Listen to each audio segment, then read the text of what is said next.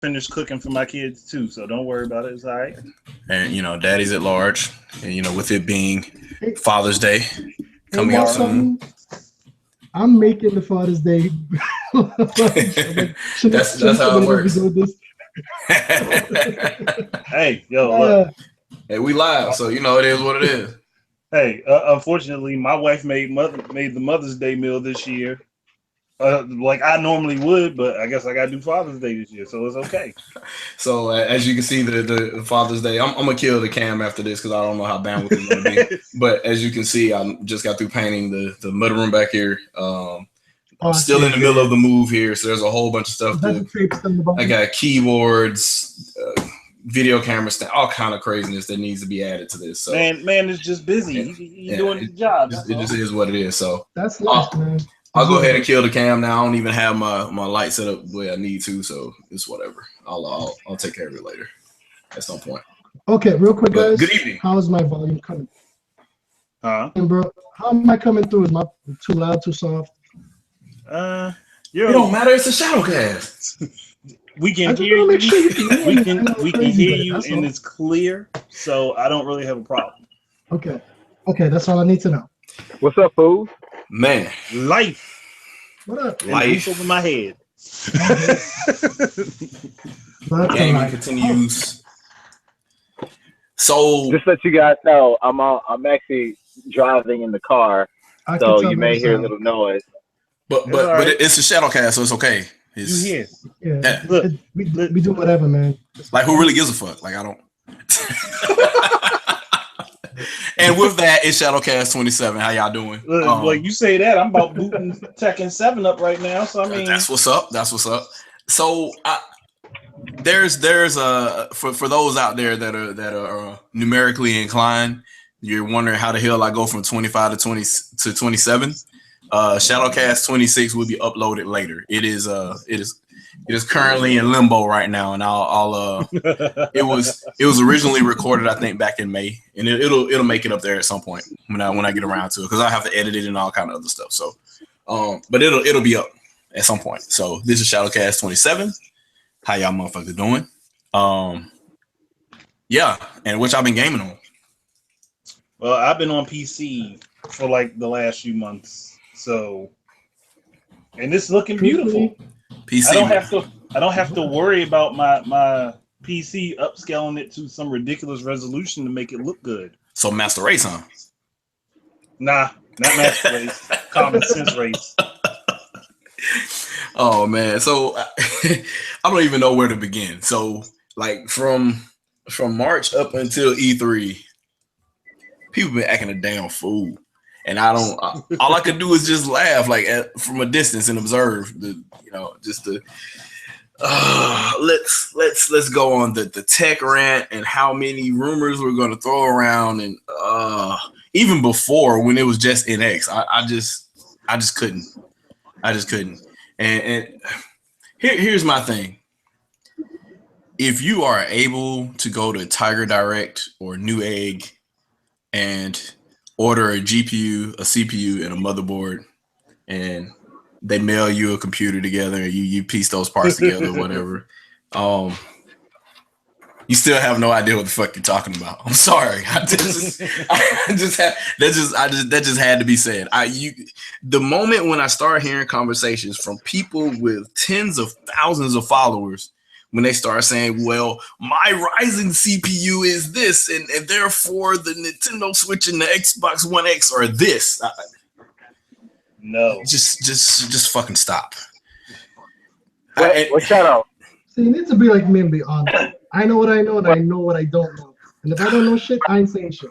And there's so many people that don't say it. Like Microsoft had to talk to somebody to explain how the whole 4K thing was going to be so much more easy to do on the Xbox One X.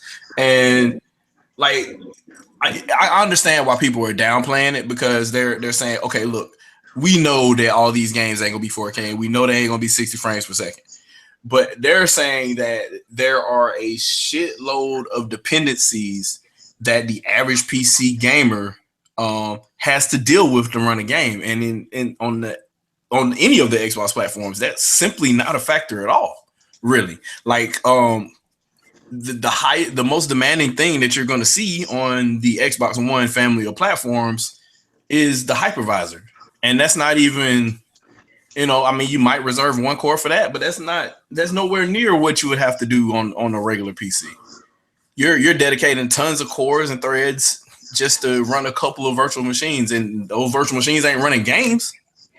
So I just don't. When people, that's an official statement from a Microsoft rep, right? But that Microsoft rep knew what he was talking about when he said what he said. Usually Microsoft reps or PR guys that just say, "Hey guys," it's the same guy that just told you how great Connectimals was. Like that kind of, those are the type of people that usually sit in front of the press. But when somebody breaks down and tells you, the type of API the Xbox has, and that's the person you probably want to talk to and ask the questions for. And usually the press doesn't ask questions to those type of people because they probably don't. The answer is probably going to be a lot of techno mumbo jumbo that even they don't understand, and they can't make an article out of it. There's no headline out of, hey, all you people that have DirectX draw calls that have changed from version 7 to version 8 to version 9 to version 10, here's the new variable to pass those along. That's not a headline. So in their day and age, it is, can it run? What kind of extra buzzwords can you throw at us? And do those extra buzzwords exist elsewhere? And if they don't, we're going to make an article out of that. But can it run Crisis though?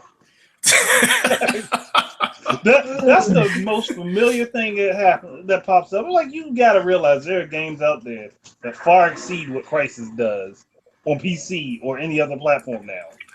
Crisis is so demanding, though. The original Crisis 1 is still so demanding. It churns so much CPU. It burns the hell out of CPU. I think that's a programming fault, though. That's not. Oh, of course. Doesn't mean that it can't be fixed. Because I'm pretty sure there's somebody out there who's modded it enough to fix that. Damn well somebody modded it to run just right by now. Yeah, you're talking about an age where physics weren't accurately represented in shader programs. So it was heavily CPU bound back then. So you were literally waiting on the CPU to finish deciding whether or not RAM needed to go to the video card or wherever. And now that that's not an issue anymore, where there's legit shaders for all kind of physical things now, you notice that the physics, those dedicated cards don't exist anymore.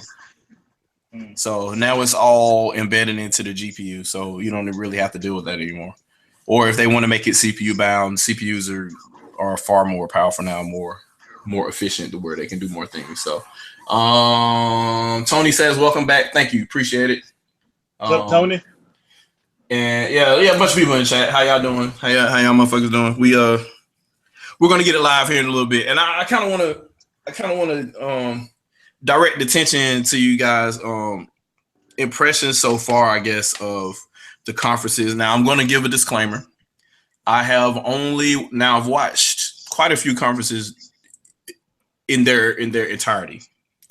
Obviously the Nintendo one, obviously the Microsoft one, obviously the Sony one. The Sony one was only an hour. I did watch to its entirety the Ubisoft one, and I think I watched bits and pieces of the Bethesda one. I didn't see the entire one of that, but I did watch the entirety of the EA one. So in any order that you want, just give me your impressions overall, or whatever conference in particular piqued your interest. All right, I'll go first. And wow, the assault is real. Six dislikes. Okay, fine. Fuck, I got dislikes. Oh shit, we made it. We made it. But those are all 6 stock accounts from one person in particular. I'm going first. Just give you guys my order of how I rank them. Obviously, Nintendo's first. Okay. Then Ubisoft. Then surprisingly, Sony, Microsoft, Bethesda, and EA's dead last. They were the first and the worst. Wow. Horrible. The only reason I rank Sony above Microsoft is because Sony actually had more exclusive games, whereas Microsoft just told you it was exclusive, even though it's going to be going to other platforms later. Hold on, 4K exclusive. Yeah, 4K exclusive. Like that's legit. That was actually on a PowerPoint slide. That was on one. Hey, game idea guy. What is with the new term console launch exclusive? Oh my god! You mean the other way? Okay, look. Just like Sony came up with forward compatibility, Microsoft had to come up with a new way to say timed exclusive. So launch window exclusive. Like what? Really? Really? Hey, somebody put people on blast. They said it was Lozzy, and then somebody said them duckling dislikes. Why yeah, you know y'all ain't right. That's funny. I ain't never do a debate with that cat. That's what's so funny to me. Like he ran, so I don't even understand why you even come to my channel, man. You got like way more subscribers than me. I don't even okay. Anyway, go ahead, man. I'm sorry. But with the ranking, Nintendo, because it was all games, straight up, everything was games. I mean, we heard Reggie talk, but not for a whole lot of time. We just saw game footage after game footage after game footage and gameplay and stuff. And then you got the Treehouse, which happened after that, and we got the 3 tournaments, and all that shit was exciting and fun, and I liked that. And I'm glad that Nintendo is using that stage for something else other than telling us about the world's most powerful ports. You know, that motherfucker looks pretty as hell. Hey, man. Telling us about the most powerful ports that they didn't put out just because it makes the Xbox One X look a lot cheaper. Hey. You know what? That actually, in a lot of cases, that is the marketing theory. Because they think that, well, since the average person can't afford this car, this is a real deal if you can spend $500 and buy this game. Well, $560 use this car in this game. Yeah. So now I'm waiting for the 4K tax. I'm waiting for games to be $70 now. Yeah, they should. They should be. Or the file sizes should dramatically kick up. Yeah. On the Xbox One X versions, it should download additional stuff for software. It should download like a additional anything actually, because everything would have to be newly in 4K. So we'd be downloading additional textures and a whole bunch of other shit. Yep. So here's the thing, and that's why, like, somebody was saying that they were trying to say that super sampling and all this other stuff is better, and it looks better, and it gives you the opportunity to be 60 frames per second versus 4K. Let's not get it out of hand here. 4K is legitimately 4 times the resolution of 1080p. That shit is doing more work than your 1080p game up-res to 4K or your 1440p game up-res to 4K. That is legitimately more rendering and more processing being done, period. So, I mean, you can't really just say that the PS4 Pro is equal to the Xbox One X. That just isn't the case, period. Nah, that wouldn't be the case. Now the output, you know, depending on what type of TV you have, may end up being in your favor. If you don't have, say, a 4K HDR TV, it might be in your best interest. Or if you only have a 4K 30 hertz TV, what's really the point of you getting Xbox One X if you already have a PS4 Pro and you don't plan on playing any of the Xbox exclusives? At that point, you know, when it comes to power or something like that, you're not even really getting the full benefit because you're not getting the same color gamut. All the extra work that the Xbox is doing is downsampling it for your I won't say older, but your older model television. So because you're talking 2015 tech versus today's 2017 with regards to displays. So Metal Mint just put it in the chat. People already crying about the download size of 4K games. Oh yeah, they're going to be huge. Didn't we all talk about this beforehand when we said, "Oh, they're going to be bumping the 4K file size is going to shoot up"? Yeah. Come on, this should have been common sense. It doesn't even take. You don't even have to be in a software engineering field to figure that out. If you're putting more pixels on the screen, each pixel takes up more memory. More memory used means more space, bigger file size. I wonder if the Xbox One X is going to have the capability to run games off of a disc. No. They mentioned that it will have a 4K DVD drive, so that means it'll be a higher capacity disc. So shut up. My yes, Xbox has a 4K Blu-ray drive. it does. Yep, it does. Okay, so in that, oh yeah, it does. You're right. They did the Xbox One S, right? Yeah, that is accurate. So yeah, so they don't plan on. I would say at least make the games bigger on disc, so you're not downloading 50 gigs worth of patches. You could just download 10 gigs worth of patches instead. If you listen to the conference, they said, like for example, with Forza, it's going to run Forza 7 natively in 4K. That lets me know that the game is going to be produced in 1080p, but it's going to be upscaled to 4K. Oh God. See, they said specifically the game is going to run natively on the Xbox One X in 4K. So it's not being produced in 4K. It's just the system's going to output it in 4K. That's an upscale. Well, no, if it's native, then it's drawing it. It's drawing 2160p if it's native. If it says that it's going to be enhanced for 4K, then it's upscaling. And there was a bunch of the Xbox One X enhanced. There was a lot of those too. Well, they see Shadow. What Dr. Feelgood is getting at is that they're using wordplay. They're just not using it correctly. Yeah. So what somebody screenshot it like it was almost like a spreadsheet of all the terms that Microsoft used and what they meant.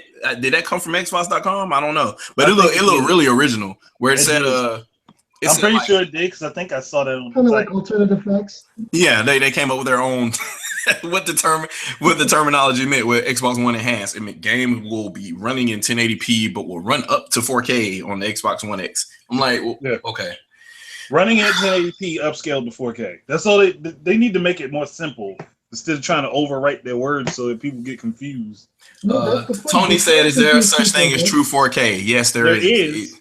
There's a such thing as true 4K. We just haven't seen it yet. That's 2160p.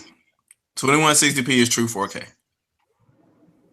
So if you have 2,160 lines of horizontal, of vertical space, you are within the realm of 4K. Yeah. So, obviously that means you have to do that every frame. Otherwise, we're dealing with dynamic resolution again, and then we're back to the 7th generation all over again, which it looks like it's going to be. I don't know if y'all saw Assassin's Creed, but yeah. Yep. So, but anyway, go back to it, man. It looks good, but I mean, I'm assessing that, bro. So.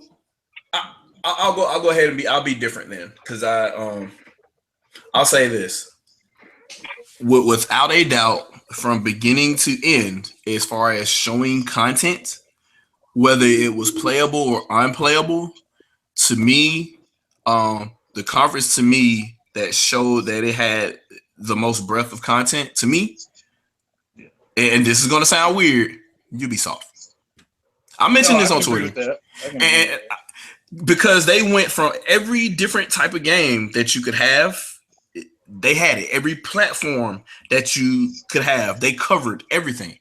So, I hate to say it, but to me, from beginning to end, they had the best car. Even though they didn't have Aisha Tyler there, I mean, they still, because that's the running gag. She has to be there. Look, she is going through her own personal things right now. Yeah.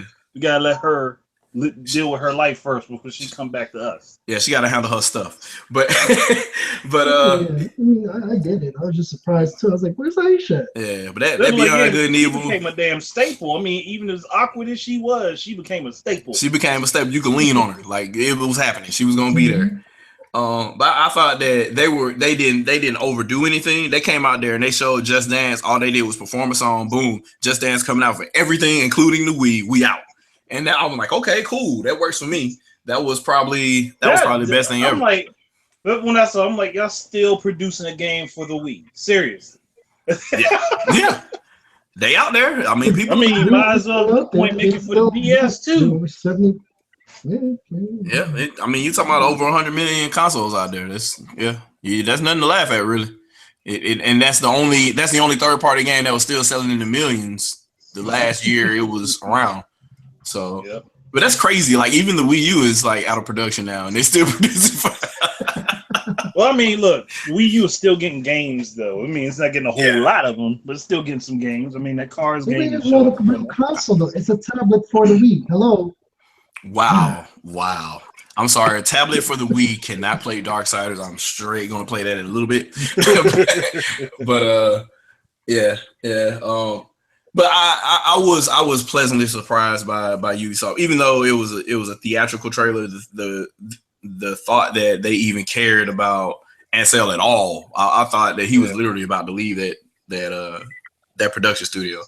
But the fact that they kept his labor of love around, and they did the whole Mario Rabbids thing, I guess, as weird as it is something different that they were trying to do. That might be. It looks like a good strategy type RPG. It might be the weirdest game this generation.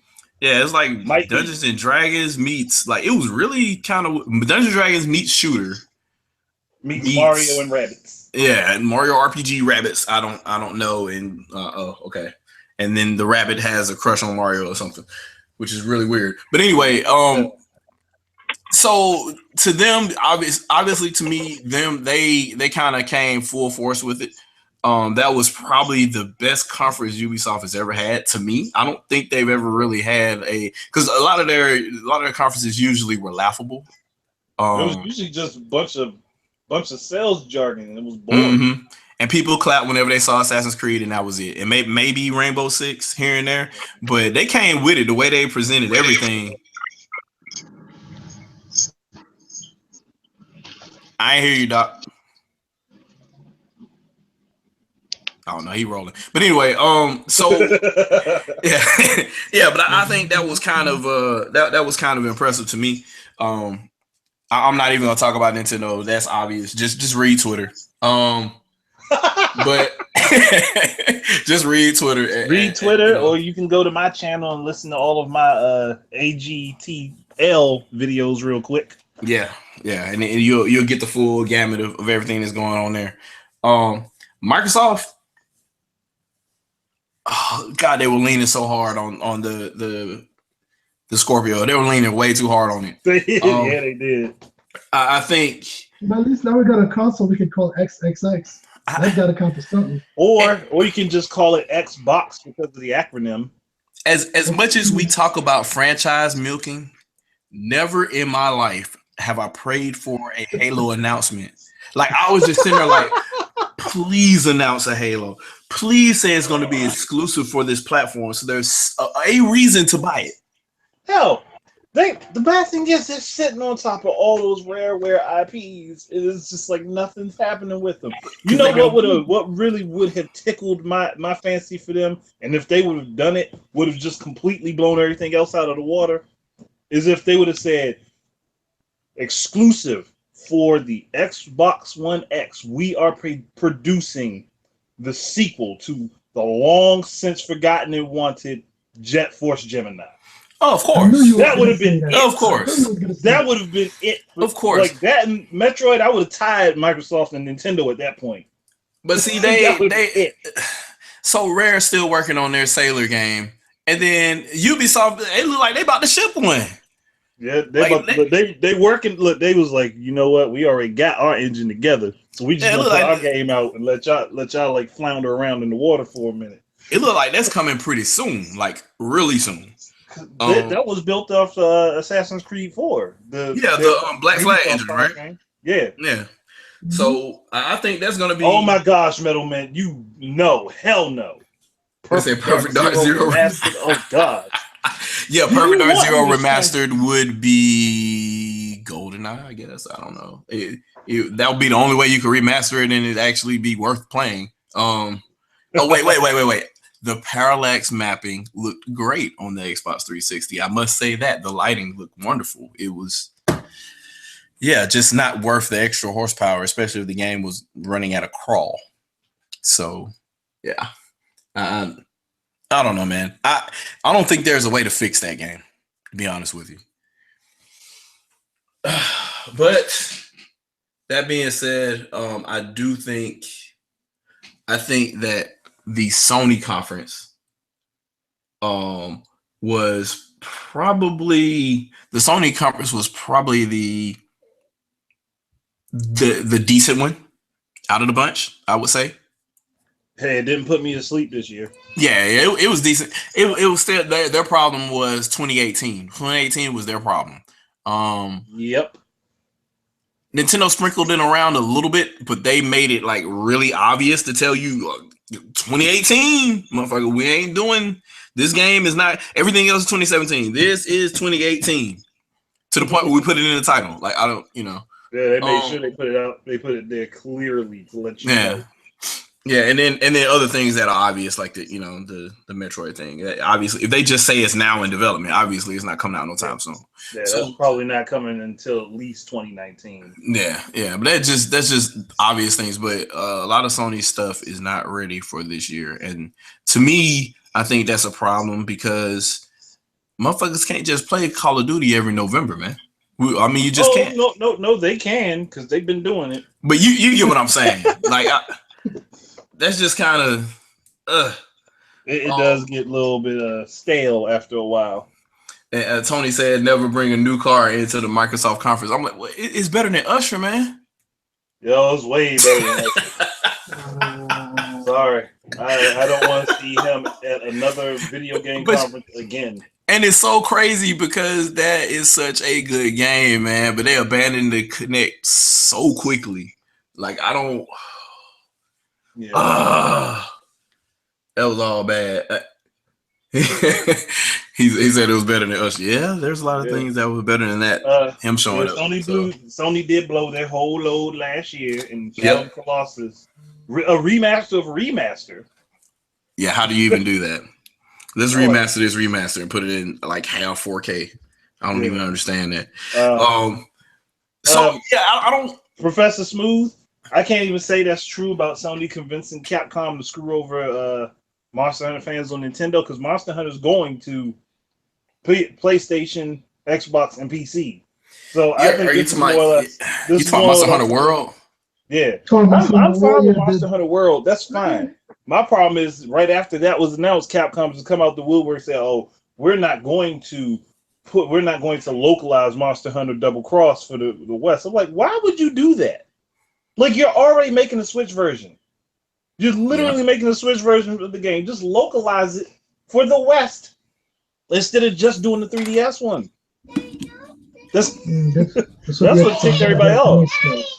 Yeah, I never really understood that whole relationship and the fight in Japan back and forth for that franchise. I never really understood that. I know that Capcom is stupid if they ignore Sony on their end with their money that they will ultimately get up front versus Nintendo's guaranteed audience, especially on the mobile side of things. So, because Monster Hunter Tri, man, that was something that you just couldn't ignore during the Wii whole situation because it was Wii and DS, Wii and 3DS, I guess. I don't know, but that was a scenario where that's just guaranteed money. So. It's just one of those weird things. I'm not mad at Microsoft. I'm not mad at Capcom for putting out a Monster Hunter game, a different Monster Hunter game on a different platform. My problem is just solely that they're just saying, "Well, since we're doing this, screw you." Okay. So since you're doing that and you're going to say screw me, how about I not buy your stuff? Like ever. Please excuse me for buying Ultra Street Fighter 2. I did get Tekken. Daddy, we have that. I did get Tekken 7, and they got a little bit of money off of that because of Akuma being in it, but it's not like they're getting a big kickback off that one. Chef over here sound like RoboCop. The fact you told me that Akuma plays better in Tekken than he does in Street Fighter. That's hilarious. It's true. Hey, you sound like RoboCop though. Fix your mic. Oh, okay. Yeah, I mean, how do you feel as far as like somebody already mentioned it or whatever, but how do you feel about I guess the Destiny Killer? What game is that? Anthem. Yeah. You mean Anthem, which is Destiny, the Division, and Metroid Prime Federation Force all rolled into one thing? I was gonna say Destiny, the Division, and Xenoblade mixed together. I saw all that free roaming flying around. I'm like, man, wildlife. This is Xenoblade. Like, what are you doing? Like, I don't. Funny enough, I don't think that game's going. I mean, I saw a lot of praise for that game, but I don't think it's going to do that well.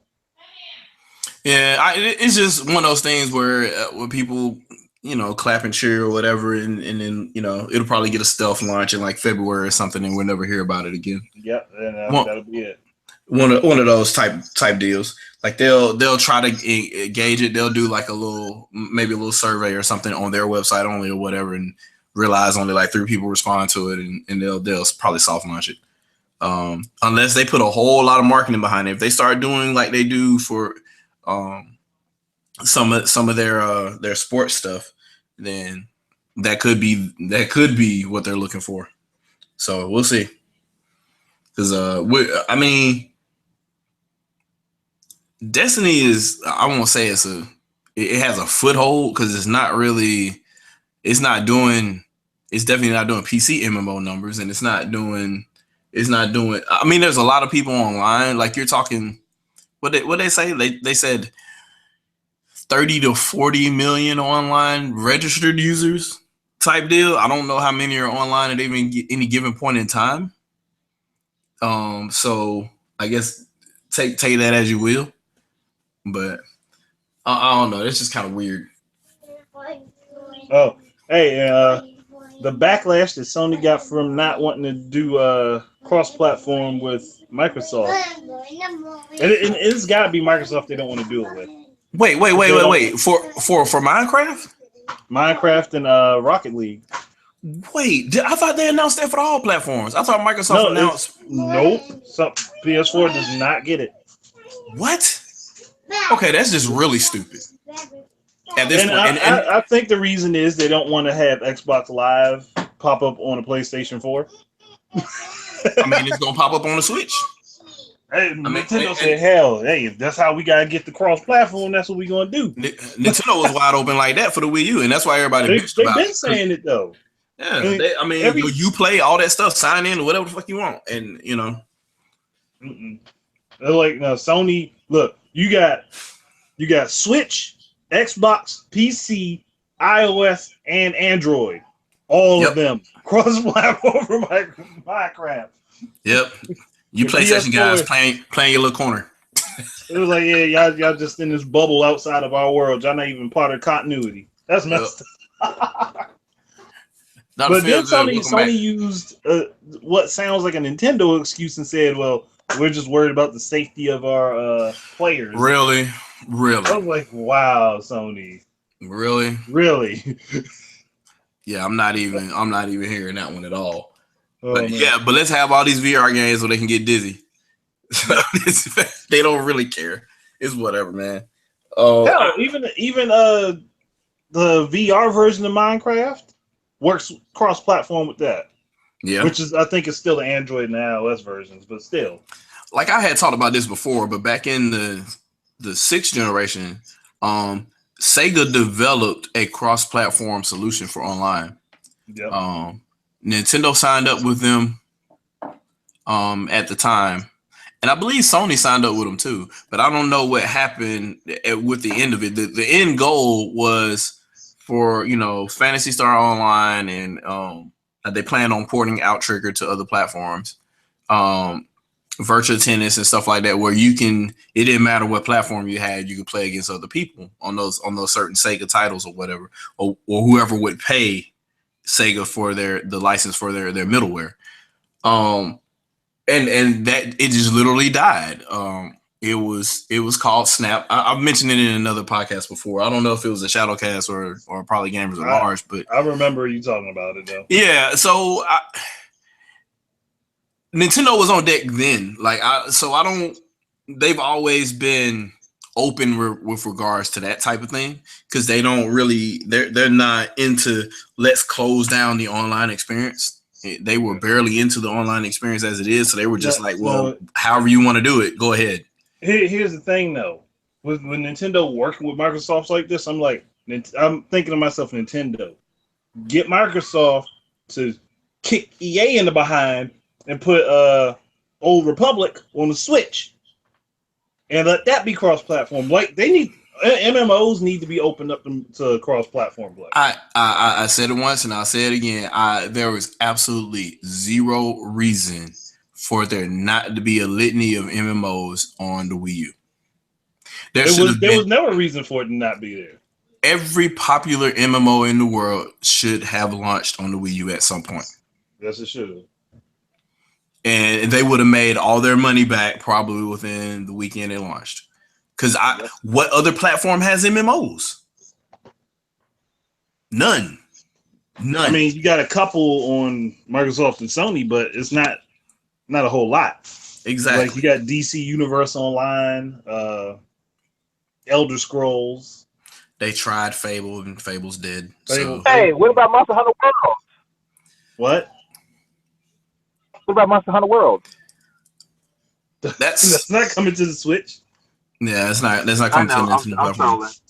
And then it's not cross-platform either.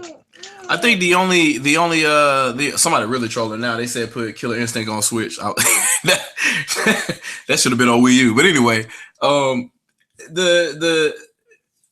I guess my problem is that Dragon Quest has no problem being an MMO in Japan. It's just they won't bring it. They won't bring it here. So, I believe it's Dragon Quest X. I think it is Dragon Quest X. It's on the Wii even. It's on the Wii and the Wii U. As a full MMO. I think it's free to start now, and it's on the 3DS, the Wii, the Wii U, and PC. Mm-hmm. And they all play together platform with all of them. Yeah.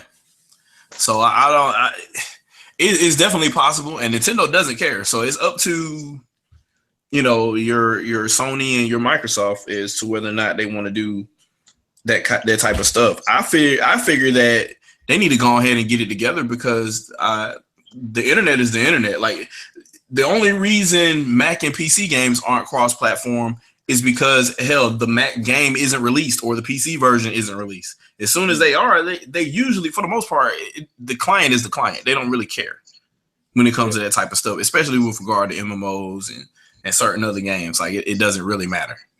So it should be the same way. It should be the same way for home consoles. Like there's no reason to sit here and pretend like your online infrastructure isn't housed by a crap load of servers somewhere else in some co-location. Like it's not magical hardware. We know what's running it. It's no different than anything else that other PCs use for millions of other functions. It's no different than YouTube even. So why sit there and act like you need to protect it from other consoles as if there's going to be a problem? I mean, there's virus protection and all other type of software, malware intrusion stuff that happens at the server. So you don't even have to worry about what platform gets owned, really. So that's not even really an excuse anymore. So I don't know what their excuse is or what they're trying to do or say, but to sit here and say you're trying to protect your Sony children from potential Nintendo diehards cussing them out, that sounds kind of weird to me. That sounds kind of backwards. Doesn't that sound funny? That sounds real funny. A little bit ironic. So, here's the other thing. Here's the other take. Did anybody notice how slick Nintendo was? They didn't mention online once. Not once. They didn't mention no voice chat, no nothing. They didn't talk about it at all. So I guess they're gonna have a dedicated direct for it at some point. But it's supposed to be happening within a couple of weeks. But that was really Reggie did clarify one thing, and that's that the Hori headset is just one version. Yep. Of how online can be done with the Switch. Was that during day 3? During which part of the live stream was that? Because I only watched like day 1. No, that was afterwards. It was like afterwards with in an interview, I think, with Kotaku. Oh, okay. So it was behind closed doors type deal. Okay. Well, which is what we figured anyway, because there was a PDP headset, and I think there was a Mad Catz headset or something. I think that was leaked before the console launched. So we knew that there were, Nintendo's not going to be like only one person is going to make a headset for us. Like, no, you're talking about a console you can just stick your Apple headphones into. Like, what? Why would they be trying to lock it down with one third party? It doesn't make any fucking sense at all. So. And that's why I made my video talking about it. That just looks like one possible way that can be done. To those that just hopped on, I saw a couple of extra viewers hop on and some leave or whatever. But whoever's new, I mean, yeah, the ShadowCast 27. If your math is fucked up, I have ShadowCast 26 somewhere. It hasn't uploaded yet for those that continue to ask. Yeah, I don't know. How do you feel about E3 though? You feel that no matter what platform you have, there's something to play? There's stuff to play on every platform. It might not be what everybody wants, but there's stuff to play on every platform. Now, here's what I missed. Did the PC showcase happen this year? I don't think so. Yeah, I think that's notably absent too. So here we go. We got two strikes. We got Nintendo like straight avoiding talking about online, and we got PC showcase missing. I'm thinking. I'm pretty sure. I tried to look around and see. I didn't really see anything. I mean, there were trailers. There were trailers for stuff for PC, like King of Fighters 14 moving from. But there was no. PC, and I'm happy about that. There was no presentation and there was no talk. No, nothing big. No, just like trailers of games. You can find plenty of PC trailers for games, but you can't find you can find like Steam or like other online shops. You can find trailers for them, but you cannot find like a dedicated PC thing. I think it didn't really matter, to be honest with you. I think it kind of goes without saying, because the vast majority of the major third-party games are going to get a PC port at some point.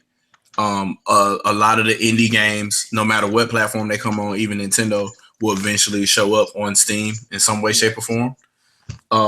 Yeah. I don't really see a reason for them to showcase PC, because PC is not exactly a home for exclusive titles unless it's an MMO. Yeah. So like nobody's really doing stuff. This is only on PC. People are using PC to basically laterally move to see if they can get more exclusive platforms to get more money. Some people stay PC, but usually that's not the case. Oh, okay. Apparently there was one, and Intel sponsored it instead of AMD.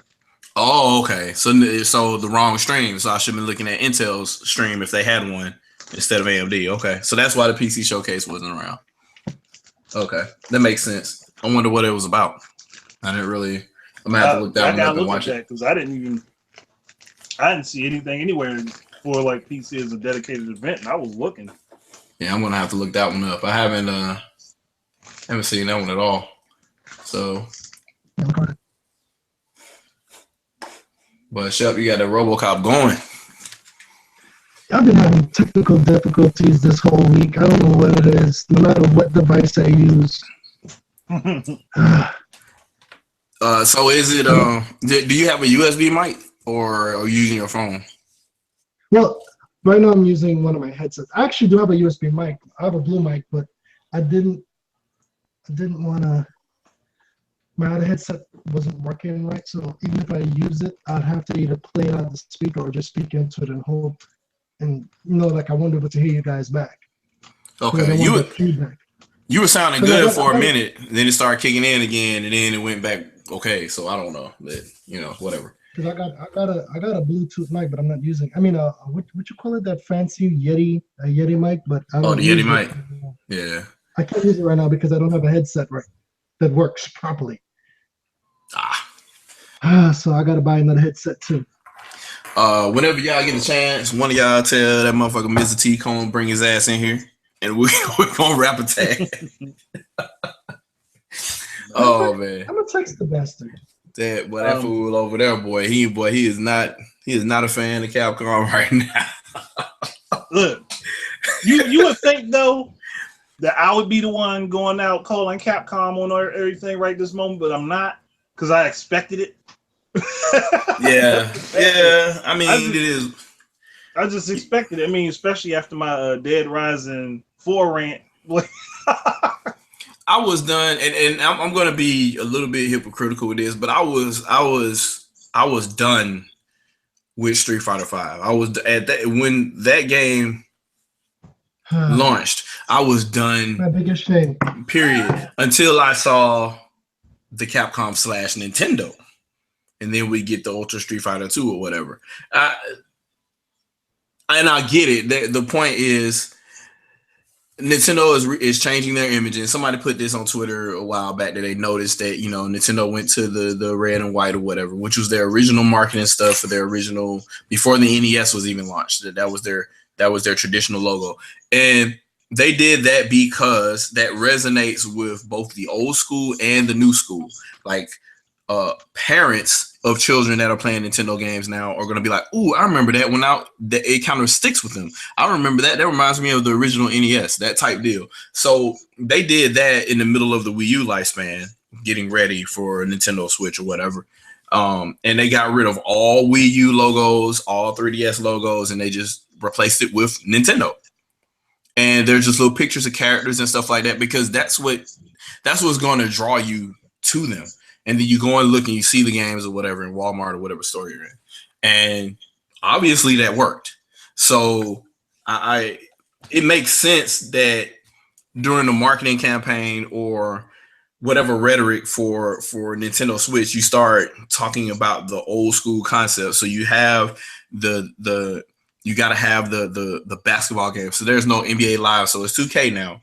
And you have the 2K game or whatever, you show the older guys playing or whatever. Then you show this Street Fighter game, which everybody remembers. Everybody remembers Street Fighter 2, Super Street Fighter 2 or whatever back on the Super Nintendo days. Everybody remembers that, paying, upwards of $80 for that one cartridge.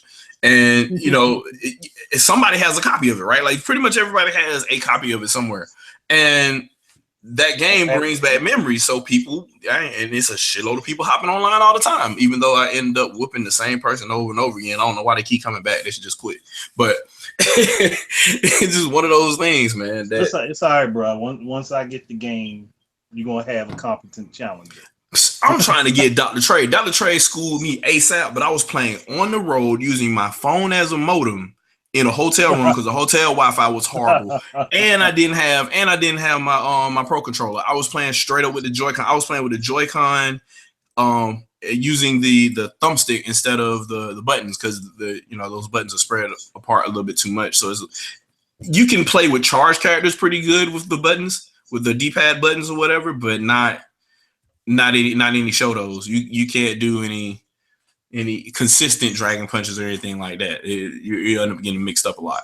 But what I found out was I got even more consistent when I actually took one of the Joy-Cons apart and just used the right Joy-Con. Because you use the left Joy-Con, you hit the home button a lot, or whichever. But I forget whether it's the left or the right. I have to look at the controller. But whichever, if you're going to use the Joy-Con for any game and you're holding it sideways or whatever, make sure it's the one that does not have the home button on it. Make sure it's the one with the snap button on it, so you don't end up interrupting your game, especially if you're playing online, because you don't want to hit the home button while you're online.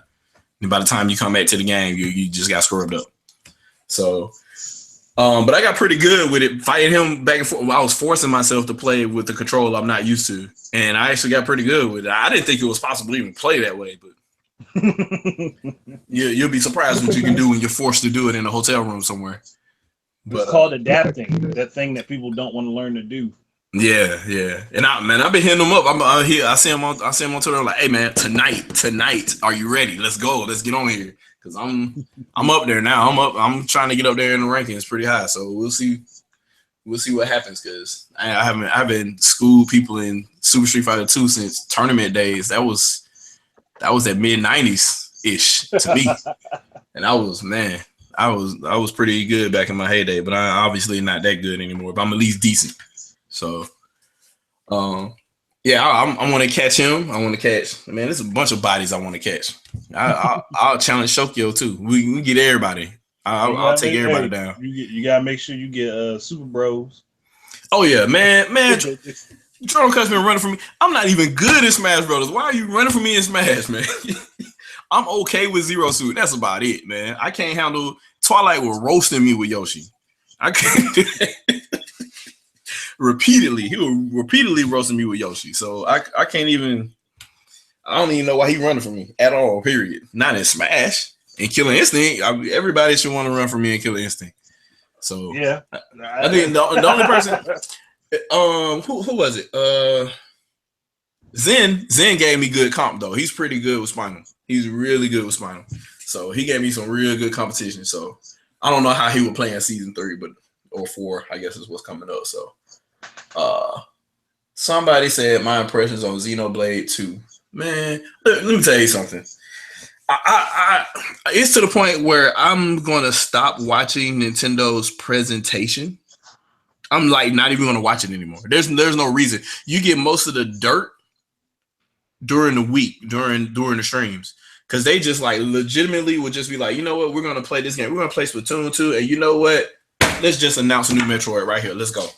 Here you go, new Metroid, and we're gonna show it. Here you go, boom. This is everything you can do in the game, and we're playing it for you. Guess what? Yes. And that Metroid 2, Samus Returns. Man, looks like it's fun as hell. Just made that little free Metroid 2 game look kind of garbage by comparison. I'm sorry, but but I mean, that was good all its own. I'm just saying that, you know, I understand why Nintendo did what they did now, because obviously that game has been in the works for a while, and when they saw something that was encroaching on their territory, like they had to smack it down. But they at least waited. They at least waited until it was out. And people could pick it up other places before they say, you know what, ban Hammer. Yep. Yeah, because that was, and that's why I said, look, this is the new way we're going to, this is how we're going to get the rumors together now. This is how we're going to pre-announce Nintendo's games. And somebody probably saw me tweet it already because I'm an asshole. But we're going to sit here and watch people that are going to make fan-made games. And let's see if Nintendo bans them. If Nintendo puts a DMCA on them, then we know they're about to make that game. Yeah. So I mean, yeah. I pointed this out a while ago. He's just like, you don't want to listen. Well, you know, you got a lot of little golden nuggets in your videos, man. And then you say stuff. You don't make an entire video about stuff. You might say something on the sly, kind of. And people might miss that. So, or how I made a fake Rocket League rumor on Twitter back in January. Before Dr. Trey. I'm sorry. He's like, that's why they call him the doctor, right? But you sniped him way like 2 months in advance. This dude here, man, you have all the ideas. Here's how bad I've been getting with my not bad, but how good I've been getting with my predictions. I made my video about Dragon Ball Xenoverse going to the Switch. 3 weeks later, it gets announced. That's got to happen. I did my video about Shovel Knight going to the Switch. 11 days later, it happens. I made my video about Fire Emblem Warriors happening back during the Wii U. Yep. So that happens. So right before the press event, and I released my video, and I say you're gonna be able to connect up to 8 switches to each other simultaneously. That happens. I say you're gonna get multiple iterations of Joy-Cons. That happens. Yep. So I'm like, I must be on either I am too good. You on a tear. You on a tear, man. Or I understand Nintendo well enough to see what's going to happen. And Ken can attest to this because it was on OGL where I said that I think that the Switch version of Skyrim only happened because they're working on the VR version. Lo and behold, guess what? After the PS4 event, Skyrim VR. I was like, wow. This is like Nintendo will be like, hey, since the VR version was announced, we've announced our headset dongle for the Nintendo Switch. Just take your Switch and throw it on your face, and there you go. Now you have VR. But here's another thing. I'm like, if Doom VFR and Fallout 4 VR are happening, why is there no Doom Switch and Fallout 4 Switch? At the market. You already know. Like Fallout, there hasn't been a Fallout game for a Nintendo platform ever. I know. But I'm just saying, Doom like they've already disappeared got during a stable 64. base for it. They've already got Yeah. a stable base for it. I mean, they really have no excuse for Doom because they put Doom on every platform that they've been in a generation of, with the exception of Wii, I guess. But at that time, I think Doom BFG edition that wouldn't have been able to run on the Wii at the time, unless you wanted to play it in 480p. I mean, it's still Doom 3, so Yeah. I mean that is a 480p game. But I mean, I guess it's just interesting in how you could sit here and show me a game during a live stream, and I learned way more about it than I ever would have in an official announcement that listed all that stuff. All I had to do was watch Buddy play Xenoblade 2, and I was like, okay, I'm ready to play this game. Just tell me what it's. I just need to find out what the story is about while I'm playing it. I'm ready to do all the combat now. I'm ready to go. So you mean tell me that my combos increase with damage as we do this now? It's not just regular auto attacks and do specials. Now they increase in power depending on what you're doing. And yeah, I'm ready to go with that. I'm ready to go.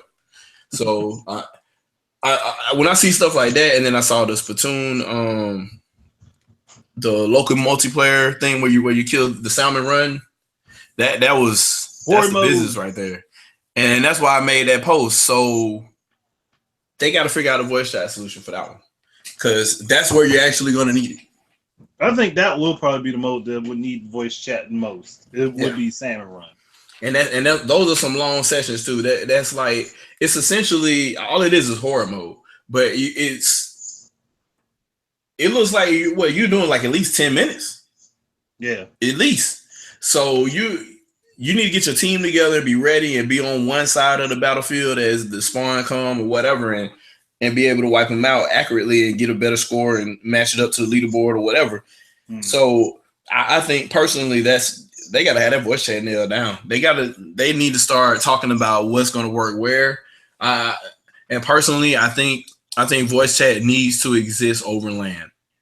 If they really plan on people hosting tournaments, I really want to know how it's going to work with Splatoon though, because in all the marketing, you see somebody basically creating a game board with a monitor behind everybody else playing.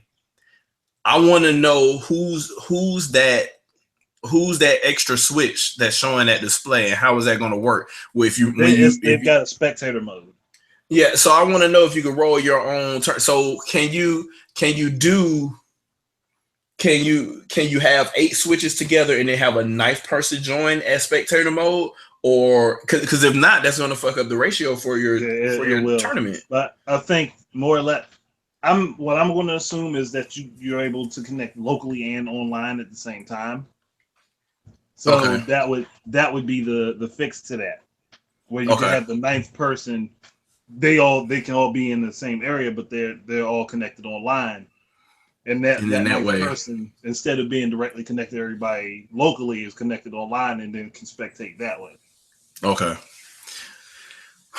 I'm wondering how that's going. That to me, I'm just hoping that isn't a bandwidth kill, or that's something they didn't plan for, as far as like a filled out roster plus 1 spectator. You gotta have, I think that would be awesome if people could just literally, they can create their own con by going to a hotel room, linking these systems up, having 1 monitor or projector or something with the 9th console, and then be able to run a tournament that way. And then have, other people come by, walk by, whatever, like, oh, that's cool. And then they look at the spectator screen and see what's happening or whatever. I think that would be awesome for both ARMS, Splatoon, and whatever other games they come out with, Mario Kart, whatever. But looking at it from this point, that's why they have that capture button on there, and they're going to end up eventually adding video capture to it. They thought about this well ahead of time. Yeah. That was another thing I said that they were going to do: video capture directly off the unit. Yeah. Yep. And I'm just surprised they're leaning so heavily into esports now. I didn't think esports. I think that Nintendo's trying to get they try and build up their own community. They figure, hell, Everybody wants us to do this. They want us to have more online heavy games. Then we're going to build up our own community that can promote those games. I didn't think I would see Justin Wong 2 days in a row at a Nintendo event. I didn't think you'd ever I see didn't him ever at a think I Nintendo was. Yeah, I didn't ever think I was going to see that. But yeah, that's interesting. So yeah, obviously Xenoblade 2. Somebody asked my impressions about that. Obviously, I'm getting that fucking game. It's happening. That game. I'm just a My Little Soft fan anyway. I say bring back fucking Baten Kaitos. I'm down. So what did somebody else say? Somebody said make Golden Sun. I mean, nobody bought the one on DS though. Nobody bought that one. I actually don't think that many people knew about that one. That was the third one. I think if they were going to do Golden Sun, and they should go back and just do the games and make a trilogy out of them and put them out that way. True. That way, at least more people are like, oh, this is a compilation of games. They'll be more likely to pick it up because they'll think I'm getting more for my money.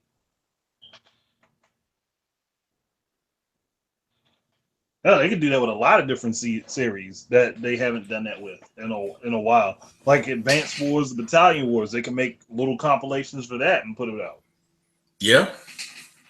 See, it's true. I'm trying to see what else we.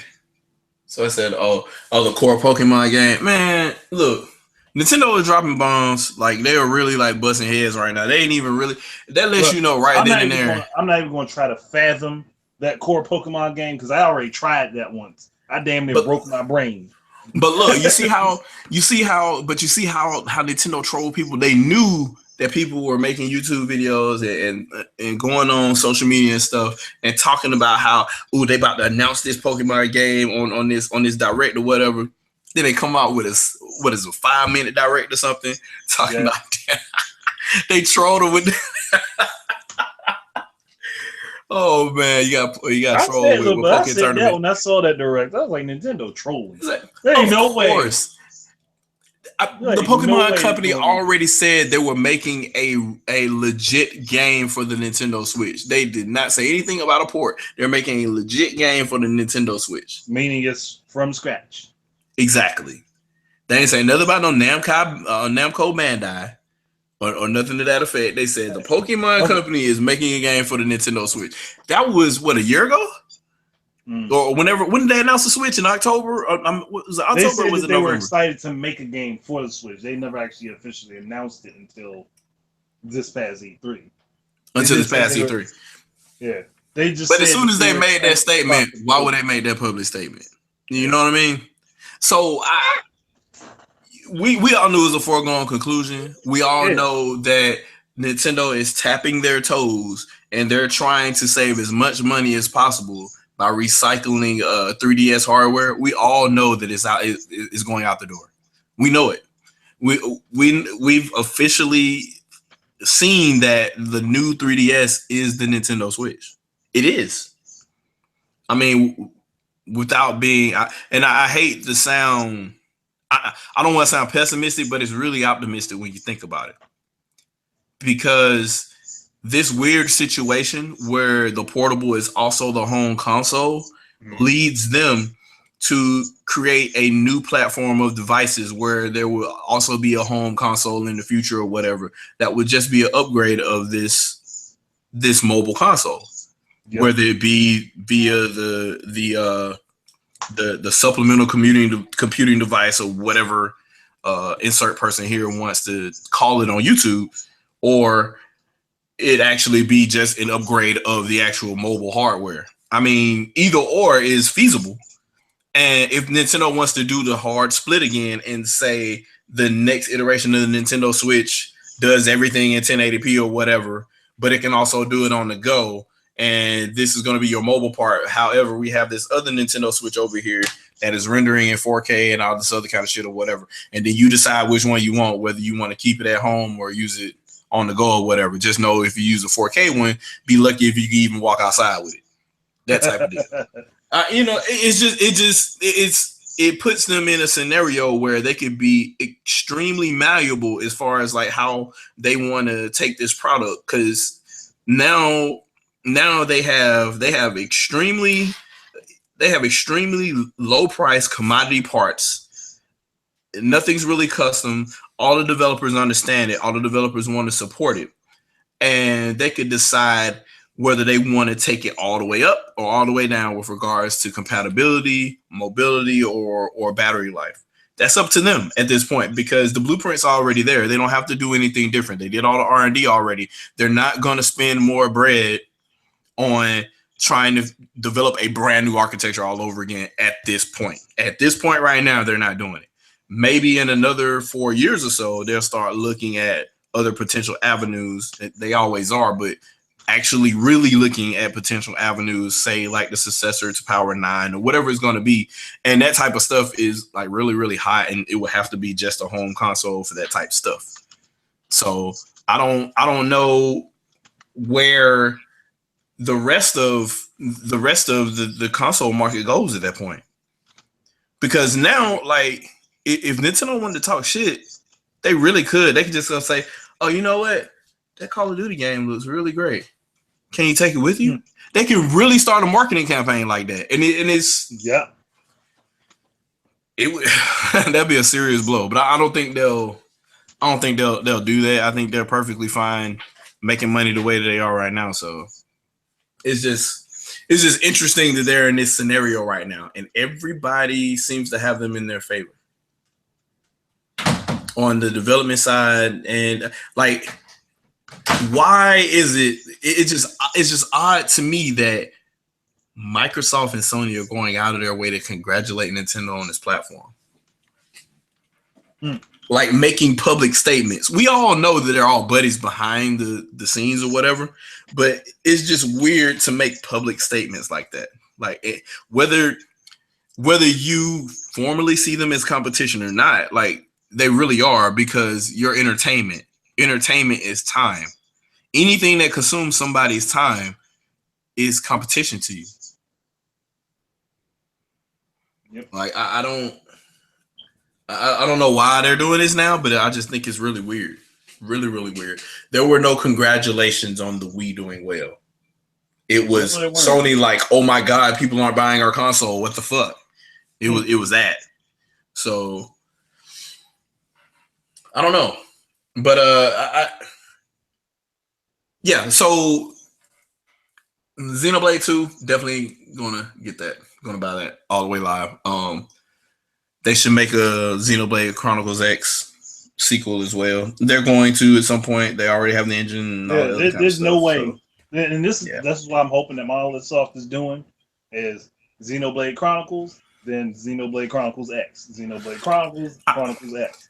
It just makes good business sense. They do that back and forth. One keeps it from getting stale because you're jumping to different points in the timeline, and then on top of that, you get a game with a dedicated character, and then you get a game without a dedicated main character, which works for both sides of the fence. Yeah, because I mean, the main character is the planet in Xenoblade Chronicles X. For those in the cheap seats that didn't understand, that were upset about the story or whatever, the story is about the fucking planet. Who didn't understand that? Just thought I would let people know, because they didn't. You don't even have to read between the lines. It tells you verbatim, weird shit happens on this planet. We don't understand what's happening. There are little hints here and there as far as like some of the legacy of the planet. You know, some stuff linking to some original Xenoblade stuff, but they're loose hints and nothing more.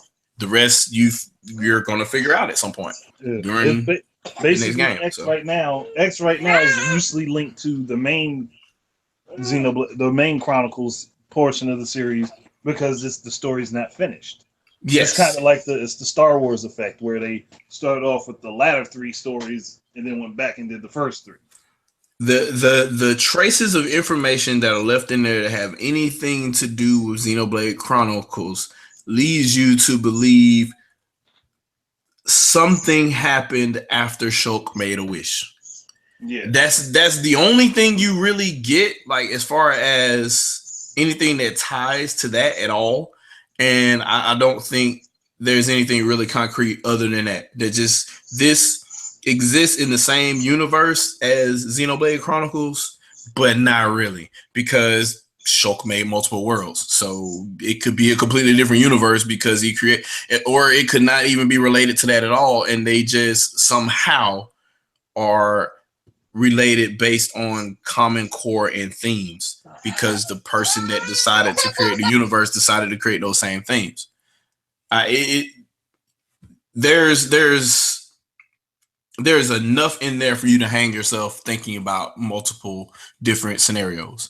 So personally, I don't even understand why anybody would say the story was weak in that game, because if you actually played it and you did any of the side quests or whatever, there's way too much to think about with regards to that game. I know that Xenoblade Chronicles was really story driven, and Chronicles 2 will be really story driven, because that's their point. That's the reason. That's the difference between Chronicles and Chronicles X. Chronicles X obviously is going to be the open world part of the franchise, and Chronicles is going to be the closed story driven part of the franchise. The Final Fantasy versus the GTA, I guess. I don't know. But I just don't. I see that game is going to be great, and I see how the future is going to shape up for Monolith, to where they could do two franchises at the same time and kind of do the whole Call of Duty every 2 years thing. So I think it'll work. And you're creating RPG content exclusively for a Nintendo platform that surely needs that type of content. So works for me.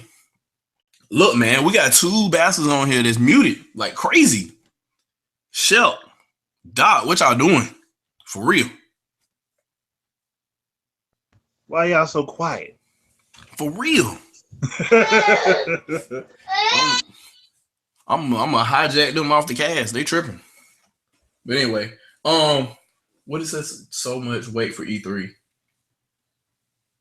Huh. Will they be a Monado blade with Shulk as the spirit of the blade like Pyra? Oh man, who knows, man? Who knows? There's no way to tell.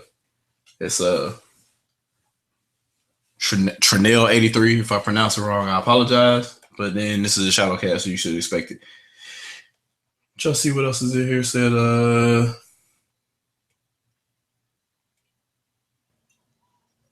and looks like we got a troll in here worrying about other people saying wait for E3. I don't know who the hell was saying wait for E3 for Nintendo. Why are people saying wait for E3? I don't know, because there's games to play now. Like what? Is worried about AAA game support when a lot of AAA third parties are glitchy games anyway. Yeah, like I'm worried about that. AAA doesn't mean quality anymore. AAA means amount of money spent. Basically, price. Yeah.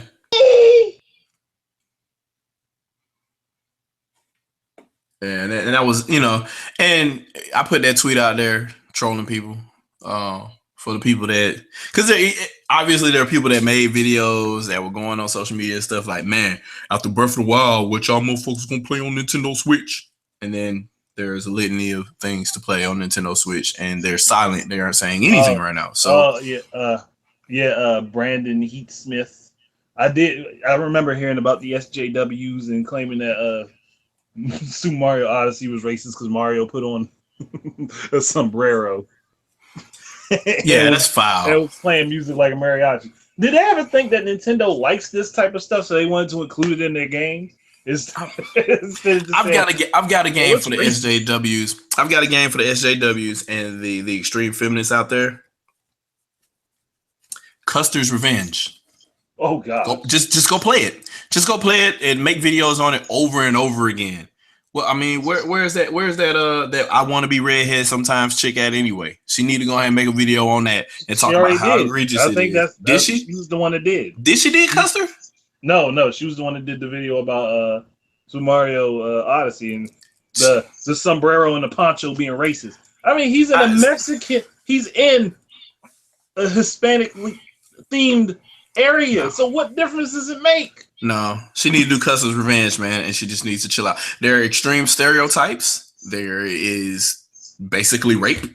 So yeah, she need to go get that game because it's actually intentionally there. So and go for that Atari game. Go get it. Go complain about it, and then go complain about every other science fiction game ever created because they're built off nothing but tropes. If you really wanted to spend your time you could find something wrong with every video game. Like, who the hell wants to spend that much time being miserable about something they're supposed to be happy about? I mean, hell no. And how do you like? Oh well, he's and like somebody mentioned, he was already a stereotype. I know they're trolling, but Mario is a stereotype before the Mexican stuff. An Italian plumber, Mamma Mia, that's racist as fuck. Like for real, like it's not. That's just racist, period. But he's a lovable character though. It worked out, so it's not seen as offensive if the entire nation of Italy didn't say, "Hey, please delete this character from your memory banks." Well, no, it hasn't happened just yet. Like, oh shit, we got a famous Italian character. Fuck that. Yeah, we good to go. So I mean, there comes a point where yes, it can be kind of stereotypical. Like I think somebody tried to make a video where they were trying to say most of the villains in a lot of prominent video games were black, and I'm like, but a lot of them are white too, and a lot of them are really pale. A lot of them are vampires. A lot of them are not even people at all. They're ghosts and demons and shit. So I don't. You can't even make that one, even though it was a good one and they came up with a lot of examples. All I got to do is look behind me and look at the crap load of video games I got that don't have those as villains. And I don't own every video game in the world. So if I can disprove that based on the few games that I have, like really? Like somebody like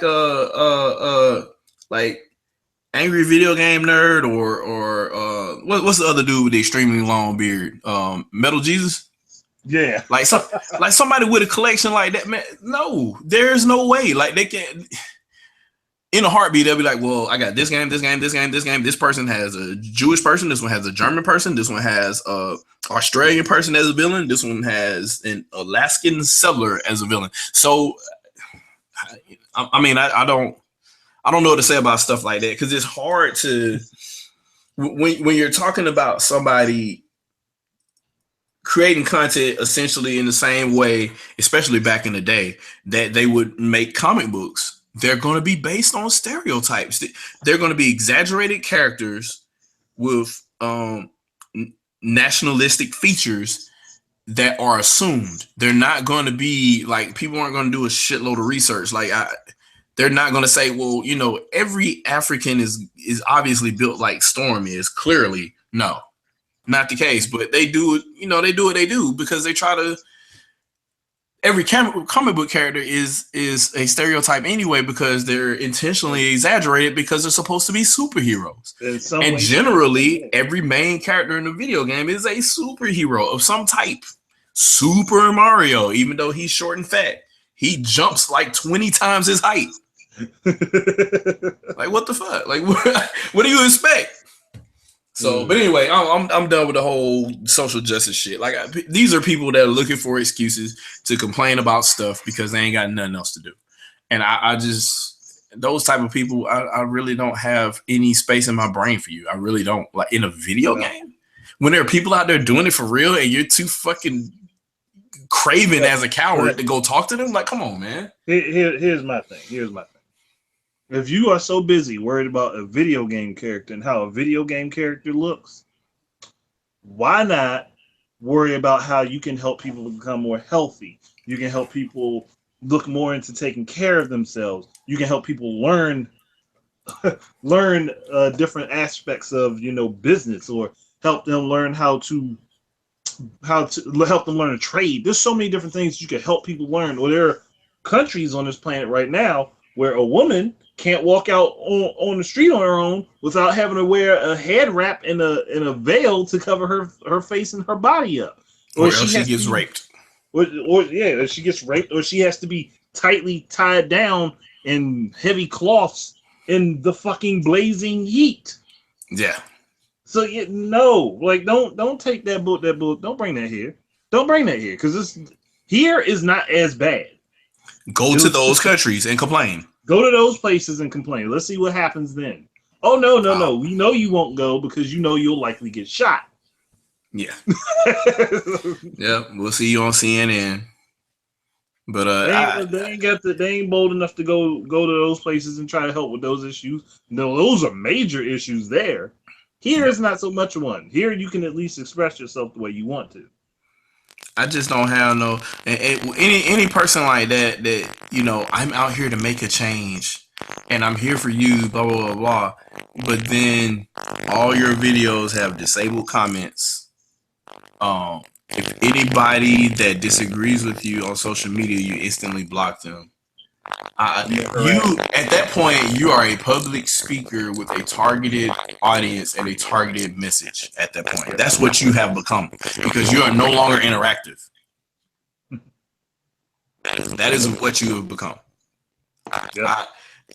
There are very few people that I have blocked on YouTube or Twitter or whatever. I don't really give a fuck what you say. You can argue with me back and forth or whatever. Chances are you'll block me before I block you. Usually, I just really don't care. You know, I get trolls all the time. They come back and forth or whatever. If I feel like entertaining them, I will. If I don't, then whatever. They'll be okay. They'll sit there and wait until I eventually reply to them. So it's what I hate is when you tell me that you're on this crusade, but you're really not on this crusade. Really trying to make some fucking money. Like you're trying to. You're saying this is the battle that I want to fight, but you're not really fighting the battle. You're really trying to see how many people will follow you, and how many people will sub to your Patreon and make donations and stuff like that. Or hey, you know, yeah, what's up, man? You coming through like a Busta Rhymes RoboCop? Awesome. This is even great. Is it still working now? Even from way back here? Is it still RoboCop now? Yep. It's RoboCop, and it's like it's two of you. So it sounds like I am Rodimus Prime. Oh, man.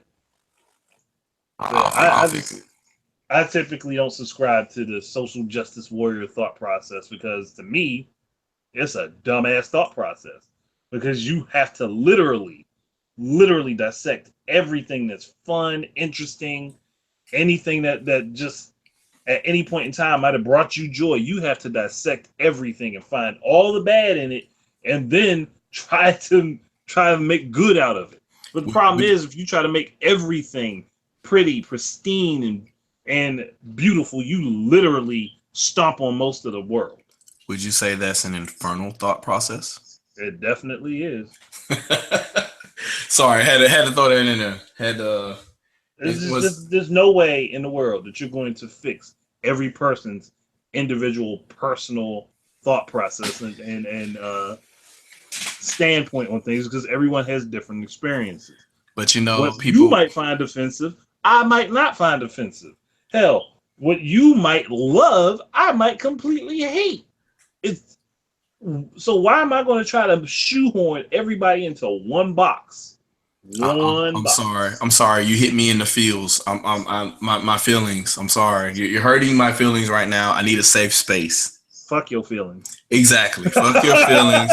Your safe space is at motherfucking home. Did anybody hear that? Did anybody? Yeah. That is your safe space, your home. I'm not up for this, and I don't care who it is. Like I'm not up for this. Oh, this is a public space, but I'm gonna take over this particular area here for a safe space for my particular group of people that either look like me or think like me. That is segregation. Literally, that's what it is. A safe space is segregation. Literally. That's all it is. That's literally self-enforced segregation because you're blocking out thought processes of other people because they disagree with you. You're blocking out people who are not like you because they don't look like you, and that in and of itself is racist. That's racist. So it's like everything that they say they're fighting against. That's what they are. That doesn't make any sense. Oh, Metal Mint just said he said the Reapers got Shadow Fire. That's hilarious. Yeah. You know what? I align with the Reapers. I think that their goodwill spreads across the galaxy, and everybody will be indoctrinated, and all is well in the world. Just have blue eyes, and you're all right. That's the Borg all over again. Oh my god! I mean, really? Oh, so we're Nintendo fags now. Okay. But I just talked about like 4 platforms. What the heck is this guy on about? But okay, whatever. I think it's more or less he was trying to point out that people should have been offended by Mario before. But like, well, yeah, people should have been offended by Mario before if they Long think time a ago. sombrero and a fucking poncho was a big ass deal. Shit, they should have been fucking offended by Mario when he put on a fucking turban and was using a fucking flute to fucking talk to snakes. Exactly. Exactly. Oh my god. There have been times when Mario has basically changed his fucking race because his skin has gone from fair to dark. Yep. For no fucking reason. Like, Just Mario's done so many different fucking things. There's just no point in even worrying about it. It's like all of a sudden when he's a brother, a hammer brother, now he got dark skin. Why? Why you gotta be dark skinned now? Because you got a hammer in your hand. Why? Because your name is brother. But that every video game character has some sort of stereotype to him. There's no way to avoid it. Yeah. One White Kong is off the chain. He said guns have been provided safe spaces since 1776. That's awesome. That's awesome. Ever since the Minuteman took up arms, yes, that is accurate. Safe spaces all over the place. Oh man. But that's the nature of things. There's stereotypes everywhere. You can't. The problem isn't that stereotypes exist. The problem is that people use stereotypes in a negative way to demean other people. Yeah. Now when you're talking about blackface and stuff like that, it was intentionally negative at that point in time. Like if somebody uses it as a joke to poke fun of them using it as a negative thing back in the day and basically suggesting that they were ignorant for doing it, that isn't racist now towards black people or white people, really. It was just saying those people back then were really ignorant to even do that. So as long as you understand, you have to understand what's being done and why first before you suggest that something is being offensive. It may intentionally get you bent out of shape to get your attention in the first place, so you can understand what the real message is they're trying to convey. So man, whatever. That's kind of how I feel about it at this point. I could do a whole video series on that, but it's just, to me, I don't feel it's worth my time. Yeah, I'm done. I'm done with the social issues at this point because it's so there are so many. Oh God, so many broken thought processes outside of gaming as it is. Like that's a scope that's way too broad to even talk about, to be honest with you. But basically, people are dumb. It's whatever. So I watched the trailer for Assassin's Creed in 4K on the Xbox One X, and I noticed the same problems. I noticed the same load issues. I did notice how conveniently things pioneered by Zelda Breath of the Wild have magically showed up in that game. Yeah. It's just convenient how now people can climb every surface. That's pretty funny. And I think it's hilarious that that's possible now, and interacting with objects using Havoc doesn't look like ass now. Because it used to look really bad. I don't know if you remember some of the early Halo 2 stuff and what you could do with some ragdolls back then, but stuff got really dumb real quick. And now everything reacts the way it's supposed to. But oh man, we got a king of the underworld over here. We got a king of the crime side, Levine in here. We got the king, the president up in here, man. So I guess we are truly crumb side. This is the most crumb side video ever. This is like the worst podcast in the world, apparently, according to 2 out of 5 trolls. So Professor Smooth said he wants to argue with me about Mario's mustache. Oh yeah, man. That's obviously something that's really stereotypical to begin with. Anyway. Yeah, that's Mario. Mario's got that Ron Jeremy porn star mustache. Man, and that big ass nose. Like Ron Jeremy, like, come here, Daisy. Speaking of which, man, why all Mario hoes coming back like that, man? I mean, look at Pauline. What's really going on? Look, they usually like that's one thing I think about when they show. I was like, hold up, Pauline is the mayor of that city. So Hey. Mario's ex is in the game with his current. Mario he gotta keep your hoes in check, man. He having some problems. He gonna have some real problems. I don't know why he pawned off Daisy to Luigi. Luigi didn't want that hoe. So now he's juggling all these chicks. I don't understand what's happening here. I don't understand. And then they all in Mario Kart like, what's up? Looking at Mario like, what's good after this race? it's all bad. You got that a platinum pink peach. That depends on your standpoint because I mean Mario's still alive. So he might be doing something right. Yeah, maybe they know their place. I don't know. But wait a minute. That sounds really sexist. I don't know. Or maybe the fact that we're talking about fictional fucking characters. Get a grip. Nobody. Anyway. Oh, man. That's another thing. Nobody should get... Oh, man, yeah. Arms, and weaponizing Twin Tail's hair. Yes. I was like, yeah, seriously? Man. That was the problem with her because her hair was used instead of her arms. And I answered that scenario with Shantae. Same thing. I am done. Same thing. Shantae should be in that game, by the way. Shantae should be in that game. Dalsim should be in that game. You know what? I want Tails should be in that game. I want them to put Lil Mac in the game, but I do not want his arms to stretch. I want him to intentionally have to get up close and personal and be fast as hell. He would have to, obviously, because that's just...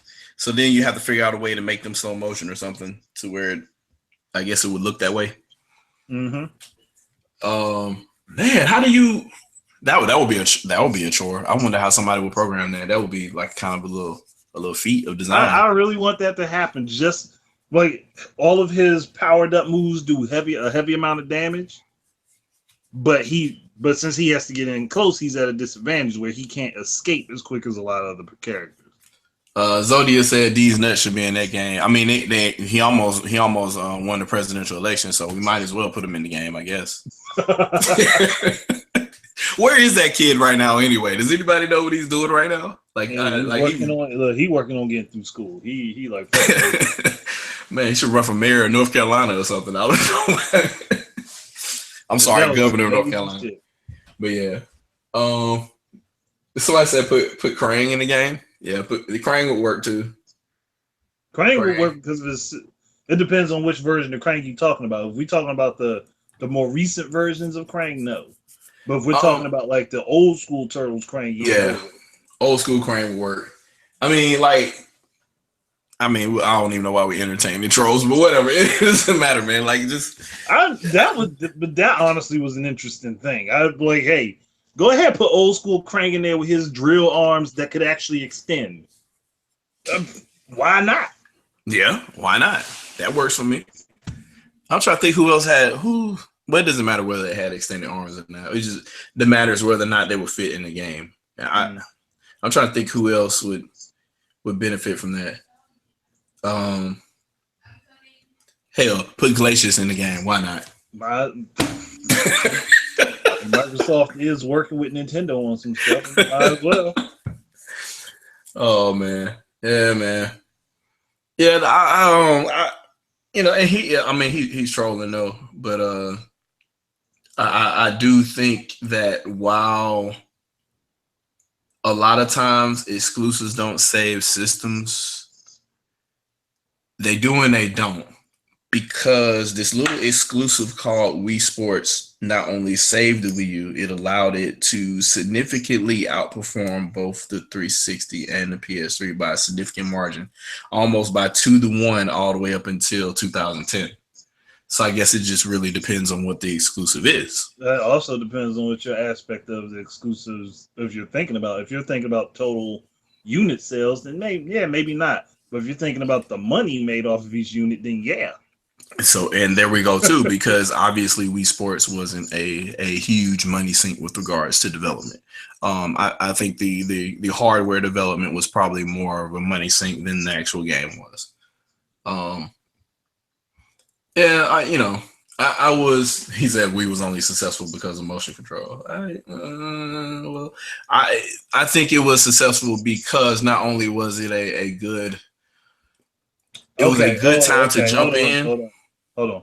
Go ahead. Every successful thing is a fad at one point or another. 4K is a fad. If it becomes a successful thing, it's still a fad. 3D was a fad. Everything, because like that's a dismissive excuse right there. That in and of itself. So I made a video about this called what was it? It was about gimmicks. That's a long ass fad too. From 2006 to 2012. That's a long ass fad. That's a really long fad. That's a long. Either way, anything that becomes popular, it's a fad. It's a gimmick. Whatever draws you into it is the gimmick. If it becomes popular, it's a fad. Is it bad though? That doesn't make it bad. That just describes the situation. Does that mean you ignore it? Like I don't. That's like saying That's just like saying damn it, I had an idea and it just 1080p is a fad too because it was supposed to happen when the PS3 was announced. Yes. I said that was the pull. Yeah, I fucking said it. That was the pull for the PS3 and the. Hey man, this dude just said 1080p is a standard. Do I really need to go through that again? I guess vote in the chat if you want me to go through that again. Listen, shut up. You just your own delusion, son. Anything that is a pull toward what you want to draws people in to what you are trying to sell. That's a gimmick. If it becomes popular, it's a fad. It's a fad because a bunch of people know about it and they're telling other people about it, so that those people end up going towards that same thing too. That's all it is. Yep. That's like fidget spinners. That's a fad right now. They're highly successful. It's a fad. It's one I don't care about. It's gonna tell off real soon. It's a fad, and a lot of people are making money off of them right now. I mentioned 3D. Like, remember that whole thing? That was the extra thing after the them copying motion control didn't work. After Connect Connect worked for a split second. It got them a lot more consoles out there. I'm not gonna look up a Wikipedia page on the word gimmick when Wikipedia can be edited by any and everyone on the fly to say whatever they want to. Or do people forget that Brianna Wu tried to turn Samus Aran into a transsexual? Well, I mean, the actual definition of gimmick is anything that would be used to sell a product. Yeah, that's it. That is a feature designed to sell a product is a gimmick. So the Switch being portable, that's its gimmick. If it's anything that's on a checkbox on the back of a box of anything, it's a gimmick. It's being used to sell a product. Oh man, just like I'm sorry, but I'll trust the dictionary before I trust Wikipedia. It's like people want to redefine words to fit what they want to say. Yeah. But when the flip is done, they don't want to listen. Yeah. I don't care if you're trolling or not. To me, that's just stupid. Yeah, now I'm just you tell me. Male rompers, I saw those things. They are ugly. You don't want to know what they are. Trust me. You tell me you don't want to know. Resolution is a standard, but it isn't one in video games because they don't establish a standard at all. They adhere to one that already exists with regard to resolution. And I can make another video about that again to educate people if they didn't watch it. That's fine, but it's whatever. Maybe Shokyo finally watched it because I don't think we ever. I was trying to do another discussion with him, but I don't think he wants to do one now. So it's whatever. Yeah, but at this point, I'm not going to keep responding to dude because it's definitely just an attention thing, and I'm not giving more attention. But it's an interesting topic, and it's people are going back and forth now. We talked about that before when we opened this up with the whole 4K thing, the 4K 30 versus 4K 60 deal. Like people are like, well, my frame rate, I just need the frame. I'm like, bruh, like you're saying this while you're looking on whatever screen that you're responding on, be it a mobile device or a computer or whatever, at 24 hertz usually, unless you have a really, really expensive display where it's 60 or 120 or 240 or whatever. Typically, the average person is looking at something that's about 24 or 30 hertz to reply to anything. So for you to even sit here and say what's possible and what isn't possible, whether it's a static display or you're watching video on it or whatnot, obviously 24 frames per second is quite all right because people go see films with it all the time. So I don't this whole I can't do blah blah blah blah and the game is too choppy. I think people confuse frame rate and input response and game lag in general, and they lump it all together. The two are not mutual at all. So you can have a game with a very shitty frame rate, i.e., a lot of third-party N64 games had really terrible frame rate, and even some first-party games had really terrible frame rate. It was one of my favorite games, Ocarina of Time's frame rate was it was abysmal back then. Yeah, but guess what? The input response was phenomenal. Real well. It responded well, but yeah, that frame rate was because the game was designed around the limitations. So it's all about how you work. How you work with the limitations that you have. So why sit here and complain about something that, I need this resolution versus this or this resolution versus that. For what exactly? For what game and why? Like playing a Nintendo game that's finely tuned to its resolution and frame rate is not the same as insert third-party game here on top of hardware that is not optimized for. It's not the same environment at all. So again, my catchphrase comes in: do you play games to have fun or to impress other people? And I really mean that because other people, I would have never started playing video games in the first place. Yeah, I'm killing me over here. I mean, the chat is hilarious though. Yeah. He said 4K is a new standard, Microsoft says so. And I'm like, no, because 8K and 16K have actually been adopted like fucking 10 years ago. But, it's whether or not a GPU can display that accurately. You might need more than one GPU to do it. But guess what? The standard is there. Microsoft didn't create it. ASTC created it.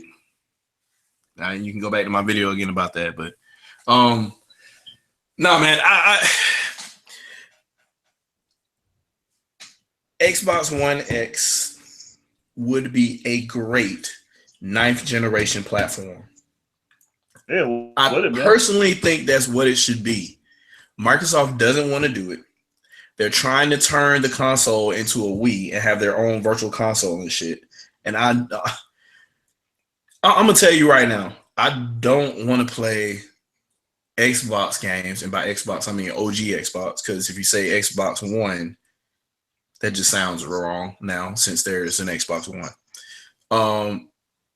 I don't want to play those games on my 360 or my Xbox One or my Xbox One X if I ever get one. I have an Xbox. I could just play those games on that just fine. It works just fine. Yes, there are people that sold their Xbox. Great. But the Xbox originally only sold, it barely sold better than the GameCube. There's not too many people. Maybe those same vocal YouTubers that are clamoring for GameCube backwards compatibility, even though they never bought a fucking GameCube and talked about how kiddie the console was back then. I'm wondering if those are the same people that are yelling and screaming about this Xbox backwards compatibility. Because personally, I could just grab my Xbox games and play them. I don't want to download. I don't want to buy the shit from their store. I don't want to download it. I want to just put the disc in and run it. And unfortunately, Xbox and early 360 games were that was the only time you could actually do that. So I don't know. I'm more of old school when it comes to that. I want my game to run. I don't want to install my game. I really don't. But it is what it is. I I really think that should have been their ninth generation platform. They should have marketed it as that. Welcome to ninth generation. It's us and Nintendo Switch. Your move, Sony, go, and then see what they do. But it's just one of those things where I think they're confused as to where the market's going to go, and they really want to establish this eternal console type deal. But you can't really do it because you can't really add on to a console. It's just not feasible right now until I guess Thunderbolt 3 becomes available everywhere, so you can add an external GPU. But it's just not going to be feasible. And even then, when you think about how add-ons traditionally do not do well in the console market, with the exception of the original Kinect, you have a problem. So, and yes, I agree, Middleman. We need purple lunchbox backward compatibility. I agree with that.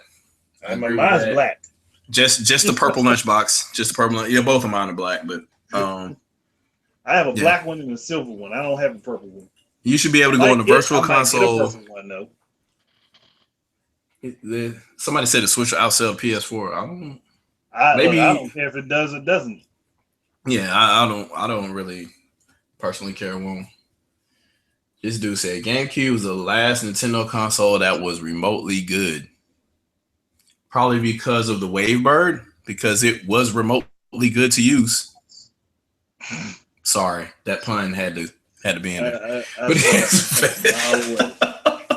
I saw that one coming a mile away. Oh man, but yeah, I had fond memories of the GameCube. That is obviously the biggest library I currently have for any platform. But, well, we're not counting PC. PC doesn't count. But no, I think I've had, honestly, I think I had a more personal experience with the Wii U. That console to me, like, it was everything that I needed when it launched. I think that console was legitimately for basically the family man. Like, the games came out at the time that, you needed them or whatever, because I mean, a working adult with dependents doesn't have that much time in the day. So to be sitting here saying I need 3 AAA games every month for the life of this console, that's bullshit. Period. You just don't have time to play them. Even if you could afford them, you don't have time to play them. And at that point you're talking what is that, $180 a month? Yeah. That you're spending on games. And because you're buying them day one, because obviously there's nothing to play and there's a drought if you don't buy all 3 of those games every month. So yeah, that's a lot of money to spend, and that's a lot of time to sink in. What if one of those $60 games was, say, Xenoblade Chronicles X or Breath of the Wild, or like the Paper Mario game? Those games aren't really. That's not something you could just run through. So when you start talking about the experience, and then saying that as a working man, whether I have a family or not, I can buy a certain amount of games a year and I can dedicate all my time to them. And if I don't feel like playing them, I can download a wealth of indie games at any point in time from my bed if I want to, or from the toilet or whatever, and play the game wherever I want to in the house. If the wife's playing whatever, I pull up the little gamepad screen and I can still play. And obviously that the better version of that is now the Nintendo Switch. But to me, that Wii U library was stellar. I still play Xenoblade Chronicles X whenever I get the chance. And I'm well over 400 hours in that game. And there's still so much to see and find out. Like I found a new landmark, I think, on I think it was one night I was playing you guys in Smash Brothers. I just hopped on Xenoblade and I found a landmark just like that, and I'm like, what the hell? I've got over 300 hours in this game, and here's a new landmark. Like, what is going on here? So, just one of those things, man. I think, to me personally, I think the games were announced and launched in the appropriate time to where a person that actually buys games and buys them at the time that they buy them or whatever, and they have the allotted budget or time budget to play them, that was acceptable. Yeah. I don't think that there was a drought, even though there was a lack of games in 2013 overall. The way that they were launched, the gap or whatever, I think it's like a 6-month gap, I think it was, without a first party release in 2013, that was enough for me personally. So I don't know, and it did everything else for me. I was playing Nintendo games in HD. I'm good. If I wanted to play them on you know, with the screen or without the screen, I was fine. So to me, I feel that was probably the best. That was the most personal experience I've had with Nintendo in a while, as far as me actually liking the console so much. Like, Wii was more of, it was for me, but it wasn't for me. Like, I found stuff that was for me on that platform. Man, where the hell is everybody? Oh man, y'all were muted like crazy, and then well, you know where I was driving. I didn't want the road noise and engine sounds and stuff to. Yeah. Shut ran off. You know how I go. But we was just sitting here chatting with a troll in the chat, I guess, and then as always, yeah, we were just talking shit about resolution and stuff like that, and then we got on. You know, it's funny. It's funny you should mention that. I'm not sure if you saw my video I did. I think it was yesterday. But you know, we've been hearing this since before the Switch was revealed, when it was revealed, after its launch. But people will compare a game. Let's say it's a multi-plat.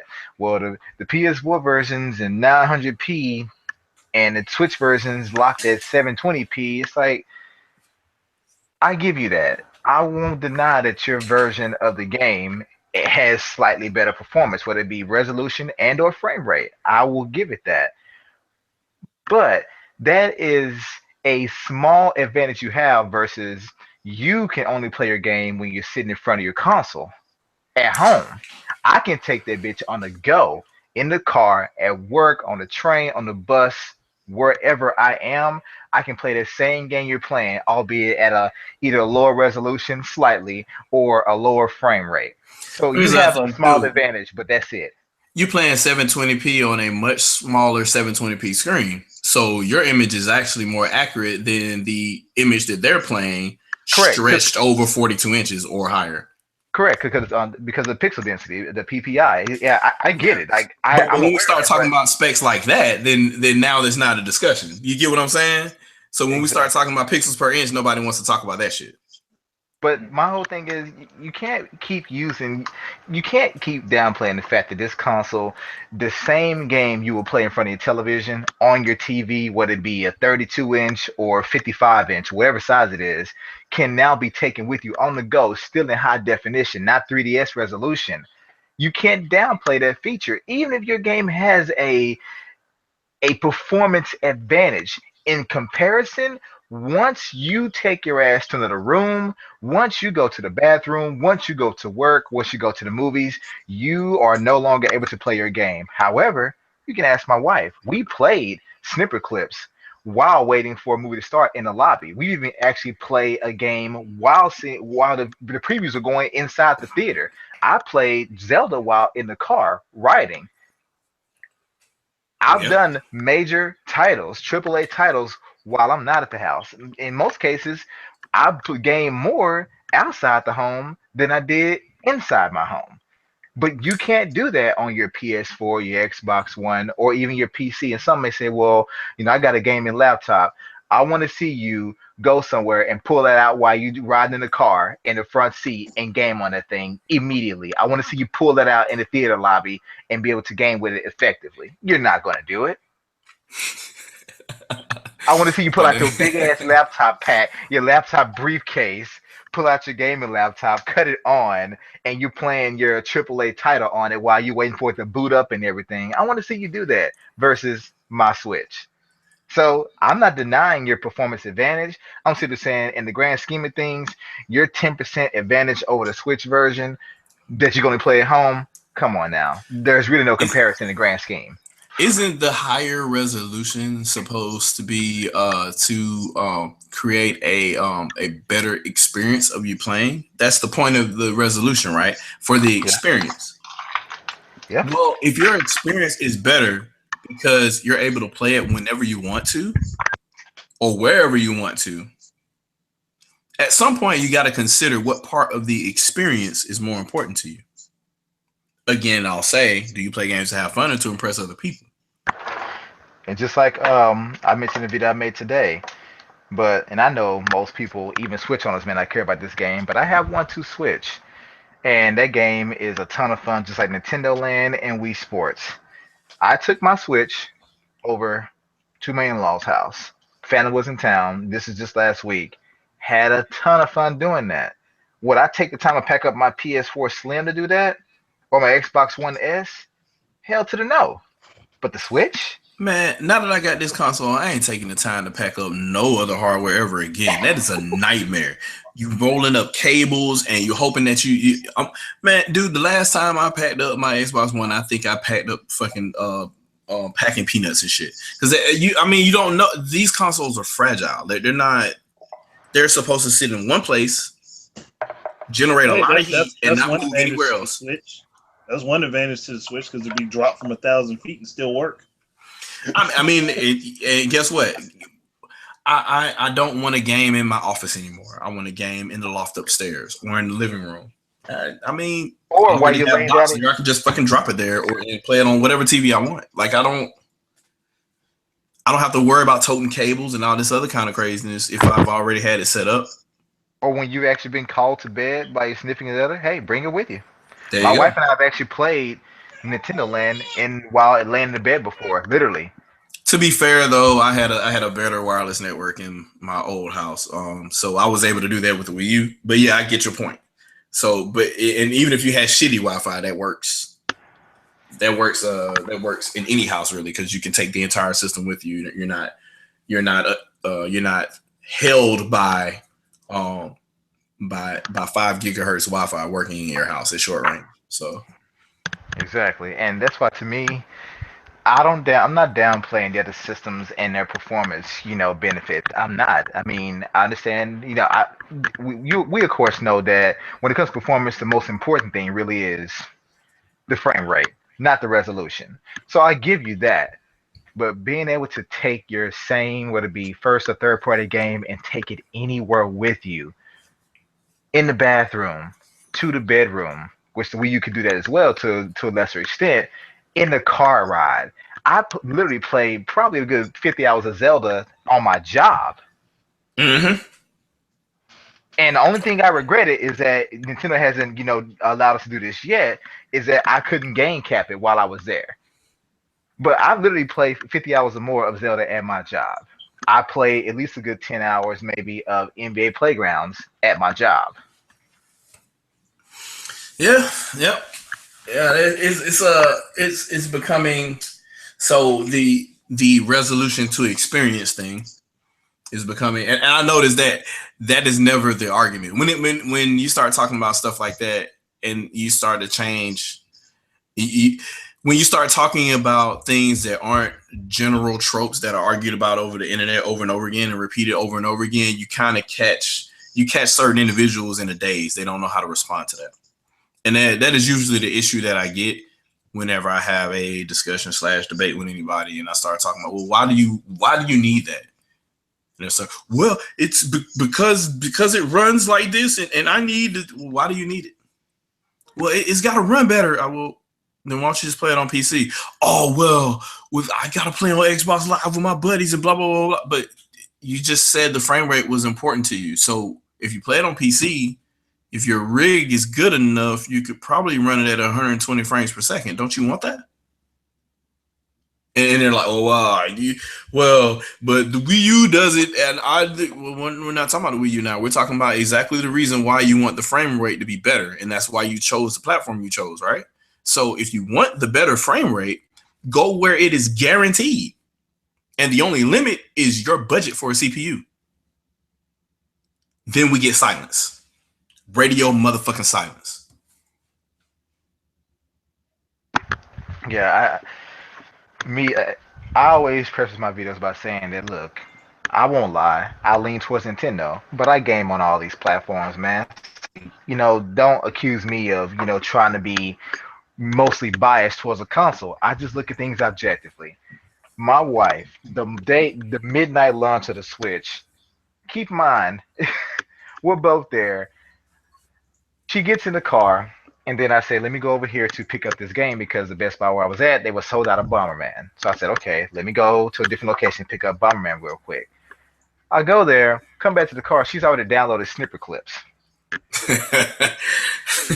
Man, I'm thinking to myself, like, now, of course, I told her about this. She knew about the game, but I'm thinking, hold on, you've already registered the system. Don't fill up your SD card. And you already downloaded snipper clips. And I'm thinking, like, well, she says, well, I know usually you do these things, but I felt that I can go ahead and do it. It's like, well, wait a minute, hold on now. You can't be taking over my role in this household. I set up the game systems. You just simply play them. But it was funny because she actually did it. She went down those snipper clips, and we play it all. Most of the places we go to, we do play it. Either that or 1-2 switch. It's very easy. And I cannot stress how fun that is, knowing that when you want to play the game, that you'll be like, man, I can't wait to get home to play it. Or, you can be out at work or even out with family, whatever. You just feel like, I really want to play the game or whatever, but you're not able to until now. Yep. There are times I pack up my Switch, my little Zelda case or whatever, and she's like, why are you bringing that? I'm like, just in case. Like, just in case I have advertising for the game. Exactly. Just in case I feel like play it, I have it right there with me. Yep. That's also a good way to be able to word of mouth about games that you're playing. Somebody sees it, like, oh, that looks cool. I might want to. Like, where did you get there? Try it. Well, that wouldn't be good right now because they may see it and be like, oh man, that's cool, but then they go look for one, they can't find one for months. That may not be good right now. They call you up pissed off, like, man, what the hell? I can't find that damn thing in it. We're like, look, well, I didn't tell you if you could find it, but you wanted to know what it was. Hey, this dude is trolling hard, but I want to say this one time, and this is the last time I'm going to say it. Anytime somebody sit here and talk about hardware specifications and you talk about what you think is weak because of who you follow and who you trying to, I guess you're trying to aggregate what you think the specifications are, what that means to you, and then make the assertion that it's going to be hard to have games developed for it because of how weak you think it is. First of all, have we not had like 20 different developers already come out and say, hey, it's easy as fuck to port from every other platform to the Nintendo Switch? And that doesn't matter. That happened already? The porting doesn't matter because now we've already established at this point that the Nintendo Switch is a fast selling item and developers want to make content for it. So now we're at the situation where even if the architecture was different, they can build something for it. And for you to go ahead, man. Go ahead. I was gonna say, here's another thing. What happened? Didn't so many third-party companies make a bunch of ports of games from 360 and PS3 to the Wii, which was a far bigger gap as far as Call of Duty capability. Call of Duty things they originally said Call of they Duty, couldn't do. It was COD 1 and COD 3, and also I think World at War. Yep, things they said they couldn't do because we're in the high definition range now, so we're just that's not in our wheelhouse. And then 100 million consoles later, they started making ports. It's just funny how. And then on top, after that, the Wii started getting games at the exact same time as the 360 and the PS3. So to me, it isn't about the console's performance. It's more or less whether or not the console is popular enough for them to put their money on it to get money back. But even still, with that said, like Shadow just said, the system is selling like hotcakes. It basically is hitting Wii numbers even right now, or close to it. Even So if it any isn't a excuse you port, have they'll now, make an original game for it. but even right now, even if it hasn't hit Wii U yet, I mean the thing just came out 3 months ago, a little over 3 months.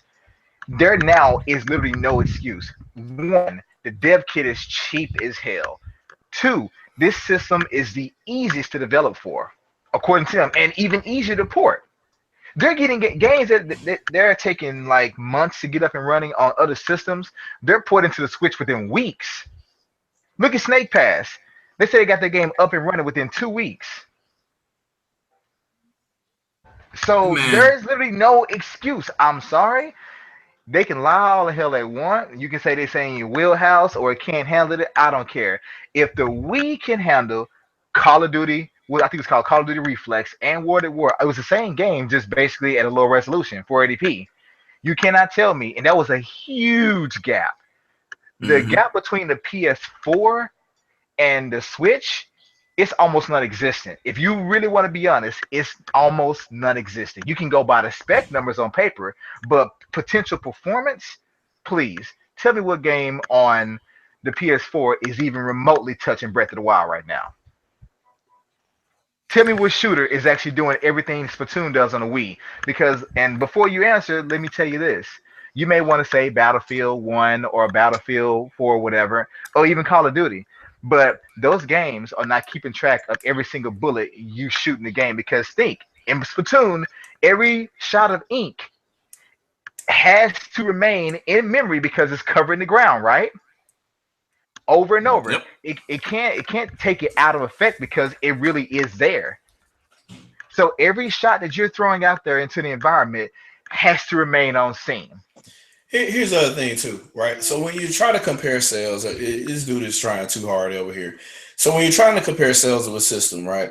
The Switch has sold a little bit better than what the Wii U did originally, but they're both in the same scenario where it could immediately turn around.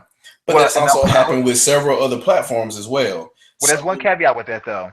To me, it's so better than the Wii U, and I said it because the Wii U released around holiday time. If the Switch is even coming closer to Wii U sales and it released in a non-holiday period, that's a lot better.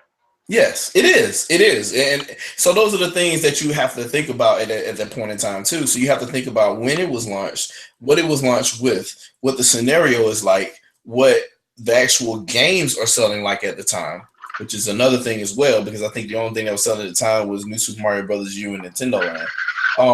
You just have to start looking at that type of stuff. So, and when you start talking about what you think is weak and what you think isn't weak, it doesn't matter, because if you think about it,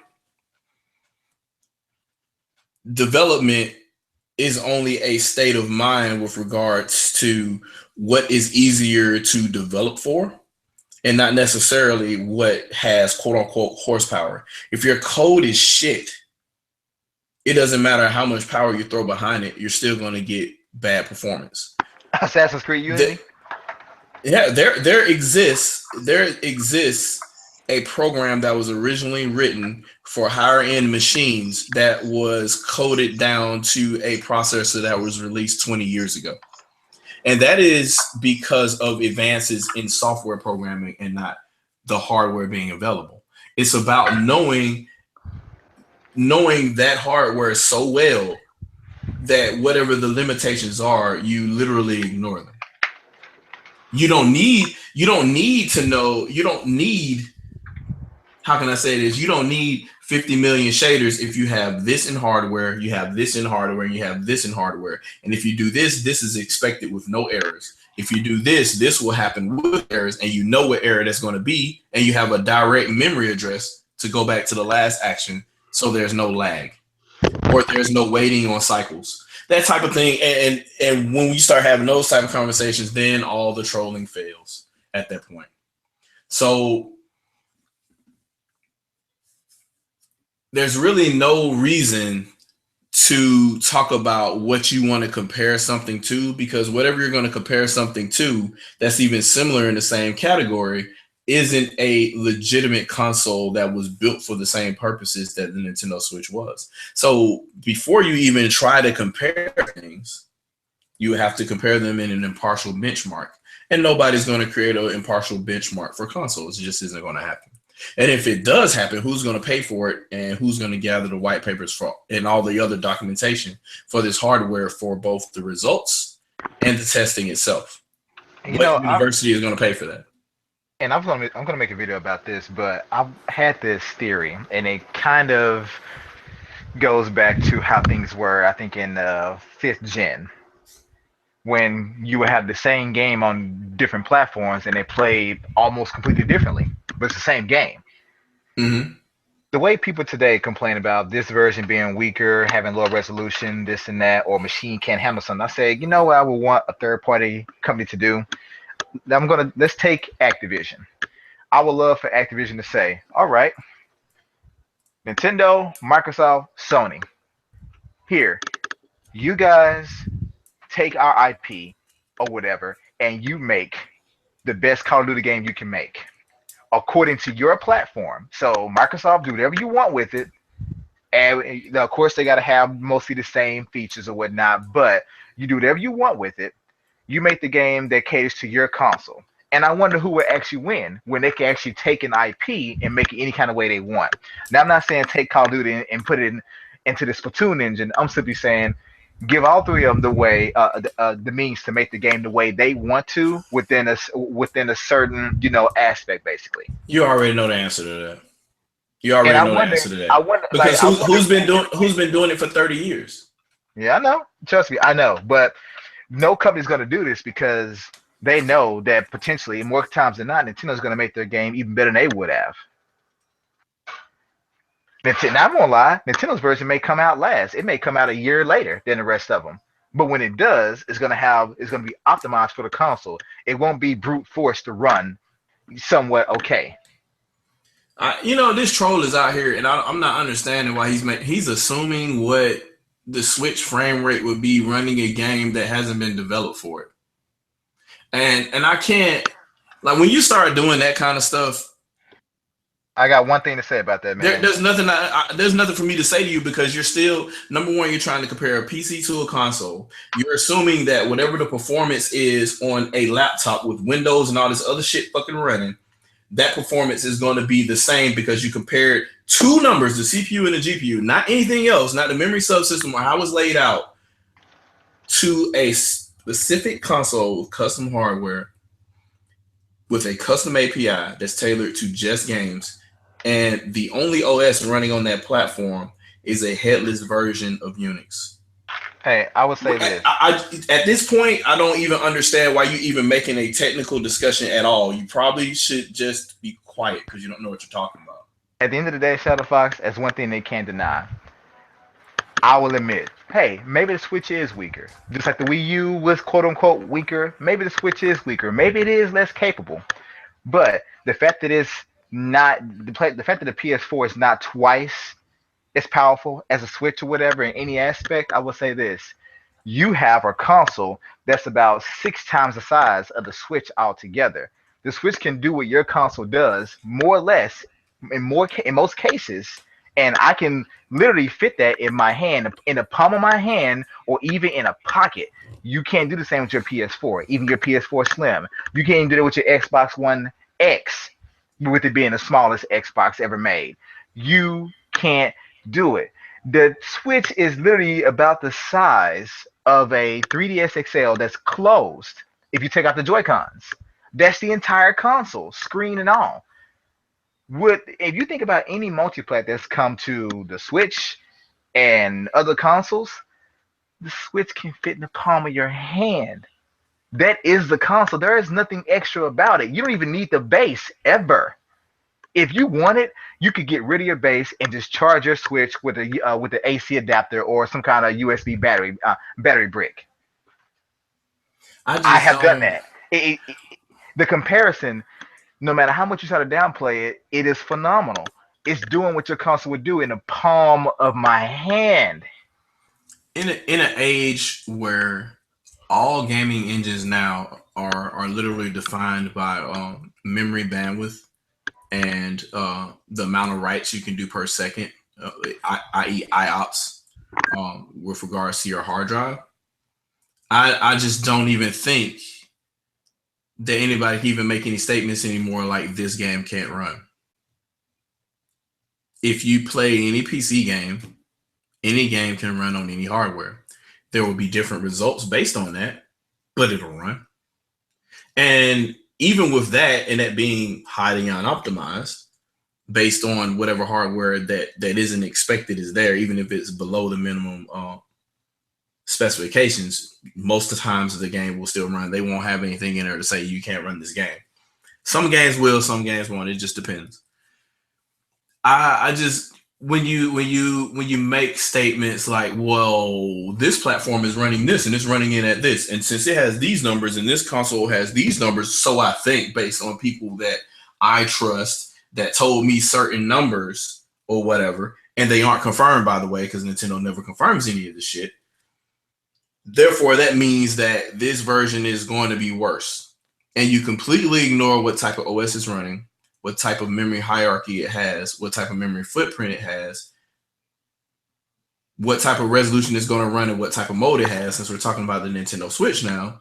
And even a few professionals have come out and said, about the Switch's architecture. Now, I'm not a tech head in that regard by any means, but they've even said when they looked at it, there were things positioned in certain ways that they never thought to themselves, like, wow, I never thought to even, organize it or construct it in this manner. But that is a very efficient way of doing things. Even they were surprised about some of the things Nintendo did with this console, where normally you would probably see, X over here and Y over here. Nintendo rearranged in a way to make it more efficient without overheating and things like that, to cut down on lag time. It's like people are like, I would never thought to organize it that way.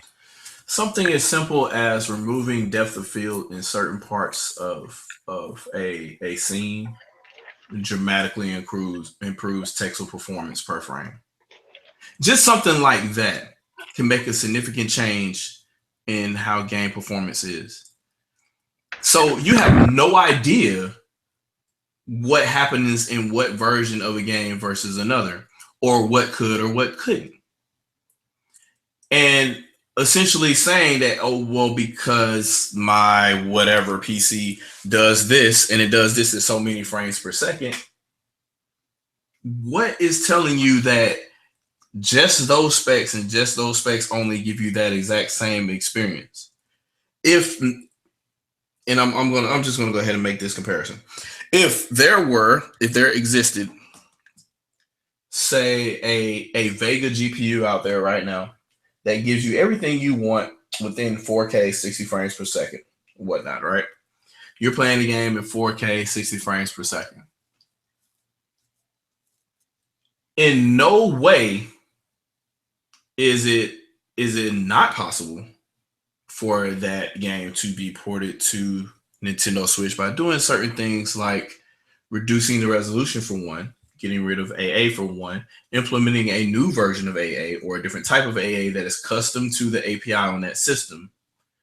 Or hell, the game may run in 4K altogether simply because there is no CPU or GPU overhead for the OS. We don't know until you try. Just looking at sheets and numbers gets you nowhere. Even developers have fucked that up. I mean, there are developers that thought the Wii U didn't have a DSP. So they're like, well, our sound, the sound core that we were going to program, our sound shader, won't work on that platform. Well, don't use a fucking sound shader because it has a DSP. Stop looking at sheets of paper that other people wrote that aren't even fucking reputable. So features and performance are not the same thing also. So we can round robin that one also. Performance is how the game actually runs, how you're able to play and respond to the game. The actual features are fluff. Do you want extra AA per frame? Do you want dithering? Do you want transparency? those type of things that can be turned on and off depending on how demanding the scene is, doesn't necessarily affect performance if it is gone. That just means that feature isn't there and the performance is still the same. So it's just one of those things. I'm about done with that because there's so many people that still make these assumptions over and over again that because insert game here runs over here, that automatically means that it can't run over here and you have no idea what the story is in between.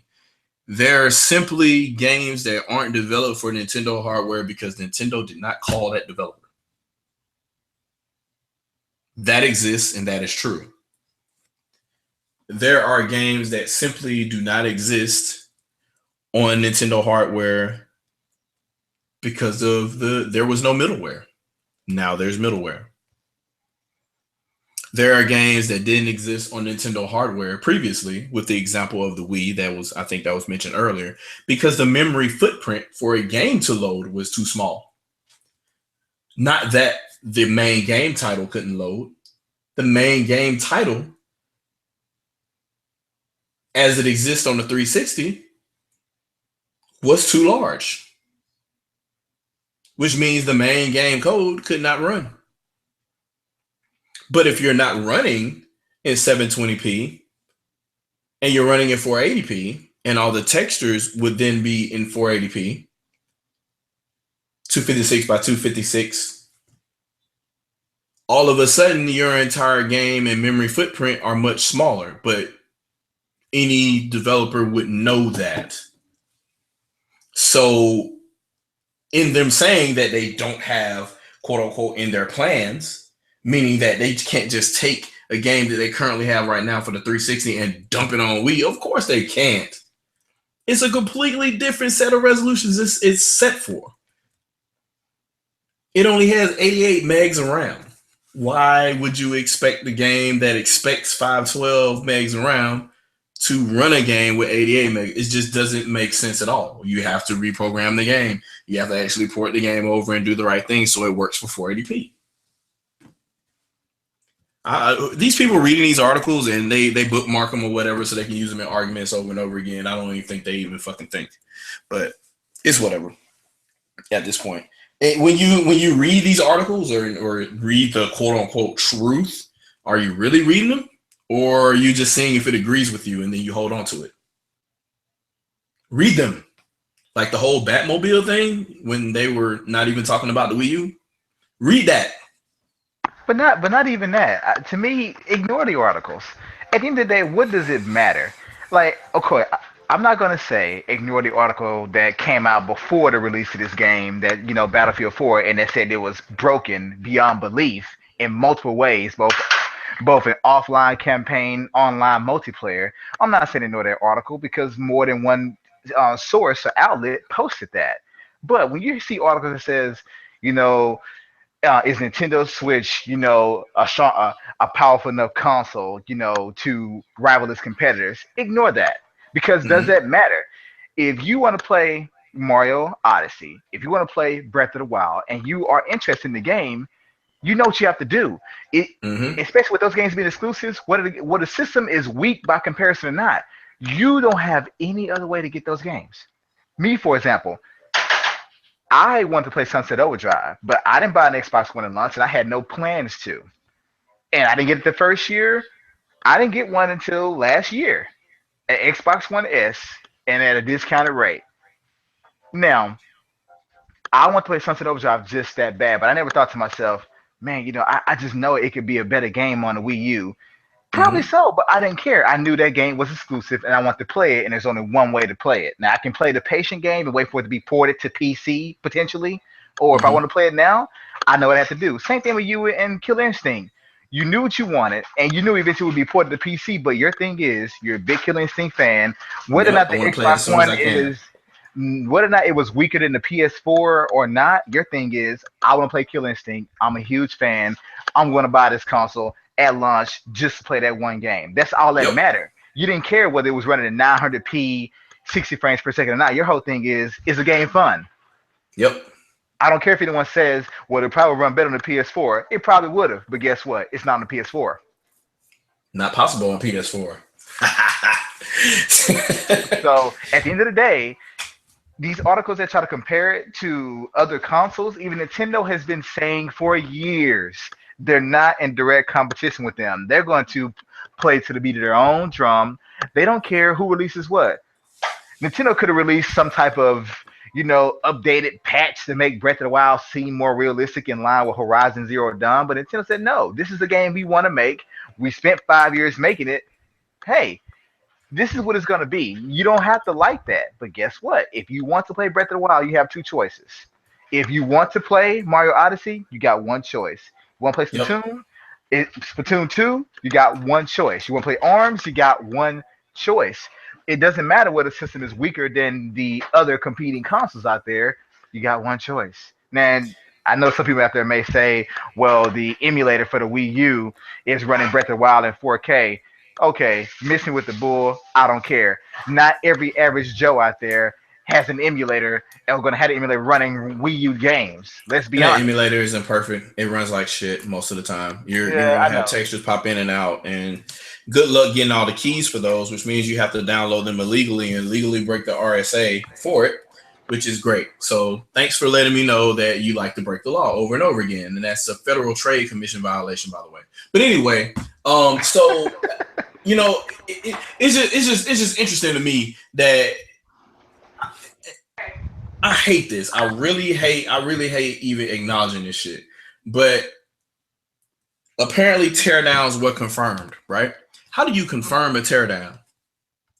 So you tear something down and then you say, this is this. No, you don't, because there's a custom model number on it. It says Nintendo or whatever, and it's going to say NVIDIA, whatever, blah, blah, blah, blah.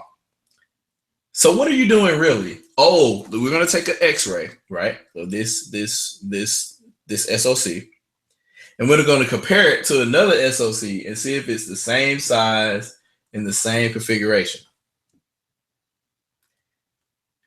Even if it was the same size, is there a possibility for a multitude of fucking changes underneath it? Even if it was the same size, every circuit was exactly the same. Is there not a possibility for a multitude of changes? If there's not a multitude of changes outside of the SoC where there's custom logic there, because I guess what?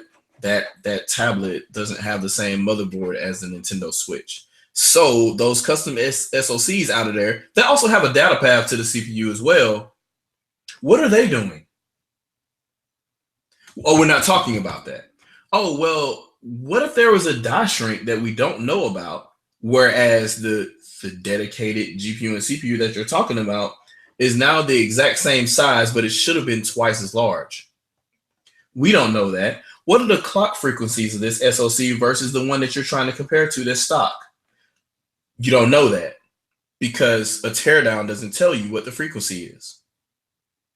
It just tells you that there's silicon there and you know the size of it. You may be able to identify shaders. You may not be able to.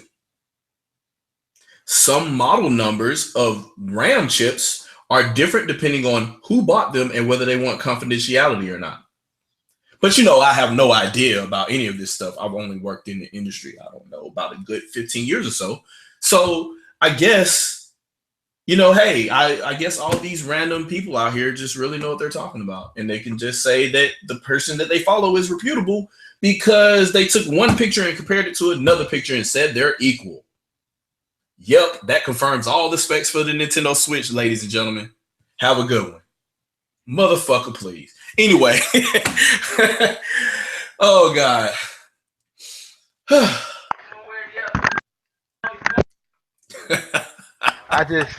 To me, it boils down to, like you said, man.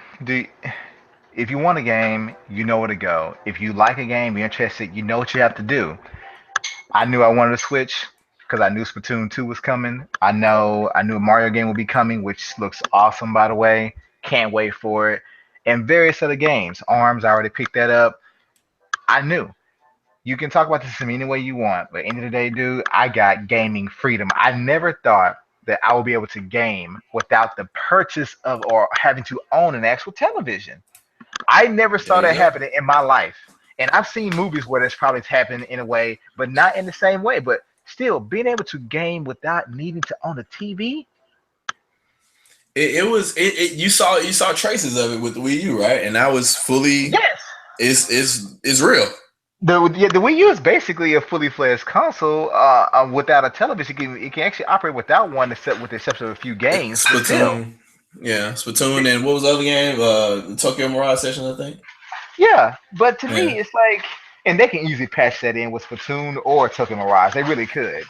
Hmm. But just knowing that, wow, when I spent $300, I bought a game console, a home console, a portable console, and a 6-inch television.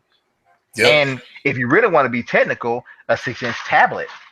Yep. Because they're going to add more features to it. It's going to have more. I'm pretty sure Netflix is coming. Now, I can watch Yeah. it on my phone, but even still. So, a smart TV, home gaming console, handheld console, and tablet for $300. Yeah. If you like, people really, if you don't own a Switch, listen. You honestly don't need a TV. You don't even need the dock. The dock is just there so you can play it on the television, output to the TV's display, but you don't need it. And the Hold games up, real are quick, real quick, in real quick. HD. Hold on, real quick, Doc. Every Nintendo Wii U has a very specific RSA certified encryption key. Every Wii U game that is released per region has its own encryption key. Getting those keys and converting them to binary or hex in any way, shape, or form is called reverse engineering. Any RSA certified key that is encrypted or decrypted without the express written consent of the parties that paid for that type of encryption is a Federal Trade Commission violation, and that is a felony. Period. And guess what? The Dolphin emulator wants you to put those keys in to be able to play that game, because it is not a true emulation of the entire console itself.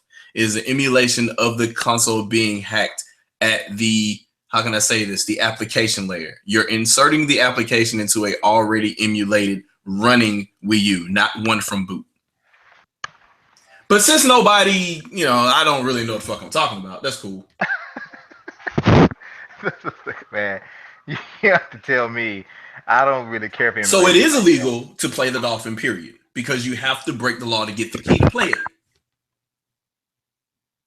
I mean, that's just, I hate to break anybody's bubble, but if you think that you're illegally playing the Dolphin emulator, you are not. You can just own the emulator and not play shit on it. That's great. You're not breaking the law. But as soon as you put a key in, you're breaking the law. Just pretty simple. I just don't understand why. Even when it came to Breath of the Wild emulator, I'm like, look, man, wouldn't it be easier just to buy the damn console and play the game? Well, wouldn't it be so much easier to do that? A lot easier. You're going through this much trouble to half-ass hack a game and run it in okay, you got it running in 4K. That's great. You have basically cell shaded graphics running in 4K. You're gonna see so much of a difference. I mean, but then somebody has to create texture packs for that game because the textures weren't originally in 4K. So you can have the pixel display be at 4K. None of the polygons are in 4K. So there'll be jaggies. There won't be any the textures won't be in 4K, so they'll be blurry as fuck. If there's AA, Nintendo doesn't really like AA that much. So if there's a way to enable AA in said game, then you might be able to do it and use the PC's hardware. But if not, you're fucked because Nintendo doesn't like to use it. So there'll just be pixels every fucking where. So, I mean, you oh my God, he's still trying. You claim you could buy the actual copy and first to play it legally. It doesn't matter. You still have to put in the RSA key to play the game. That's breaking the law. Whether you have a legal copy or not. I told you, don't even waste time, dude. Like me, honestly, I don't even waste time addressing these dudes. Let them have their way because at the end of the day, do what you do. I can play the game now, in its Oh, in the wait, way it was wait, wait, wait, intended. wait. Hold on, Doc. I think I'm gonna open my copy of Mario Kart 8 for the Wii U. Let me open it real quick. Oh wait, there's no RSA key here in the fucking clear. No, there isn't. Oh wait, I don't have rights to do that at all. Like it's not there. If I look on the disc and I try to read the disc, it's not there. It's encrypted. I wonder why. You tell me. I mean, but I just have certifications in the field. It's okay. I mean, Well, what kind of certification? The C++? nah, I'm sorry, I had to. I'm sorry, it just doesn't exist. That type of thing. But hold on, wait. C++ in server administration doesn't exist. Yeah, Doesn't but exist. hey, as I said, And you man, don't get them in college.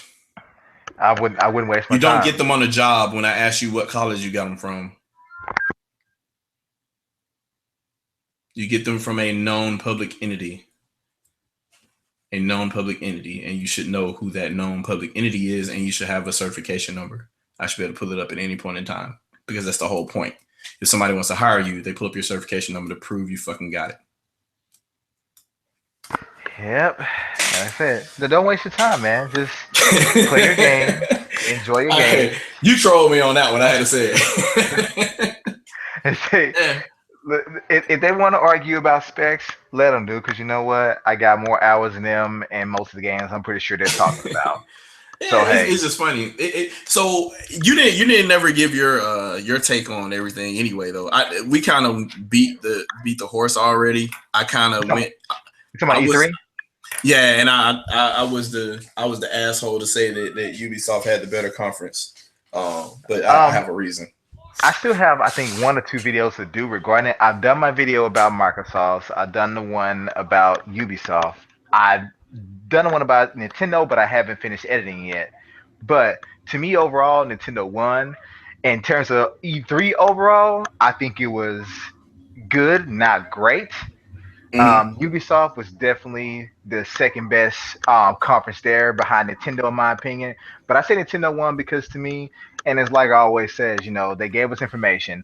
They announced Metroid Prime is now in development. Not that it has been, but now in development. They told us that they're now working on a specific Pokemon mainline game specifically for the Switch. All the games they showed, the gameplay, especially the damn treehouse. Oh my gosh. Announcing the Metroid 2 remake. They basically gave almost every fan what they wanted, except for those that probably expected gameplay of like Metroid Prime 4 and the Pokemon RPG. But other than that, they pulled in my opinion, a 2016 almost in line with a 2014 E3. They did a damn good job. It wasn't flawless, but it was a damn good job. I wish there was more of it, but then again, we had the treehouse for 3 full days, and the tournaments, intense. That Pokken tournament, when that developer came out and kicked that ass, I couldn't believe that. Like, you may be thinking like, well, he's a developer. It's like, no, but people respect these FGC champions. They respect them a lot. They even kiss their ass to a certain extent.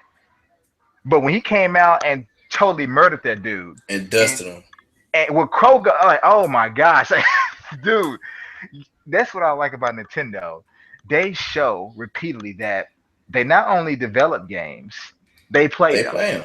See, yeah, Sony come out in their business suits, or sometimes they come out in their little Levi's with a polo shirt or a button down, whatever. Or Ubisoft try to bring out Aisha Tyler as if like she's some kind of cool girl gamer and may not be. But look, man, that's their trope. I was expecting her.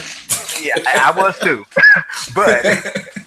but these, and even with the EA conference, which was abysmal, they actually did worse than Sony to me. But they play their games. These other companies don't. These other developers, they talk about it, the spec part, the feature part, but they don't play them. Just like in EA, the most disappointing thing, and I said this in numerous podcasts as of late, when Jesse Wellens, whoever the hell he is, I don't know him, I don't know anything about him. Maybe that's just me. I'm not big on YouTube like that. And the developer behind, the executive producer of Need for Speed Payback, when they got on camera and they couldn't talk without a teleprompter, I'm thinking, So you're a YouTuber, which they brought you here, I'm pretty sure, for your connection to the gaming community.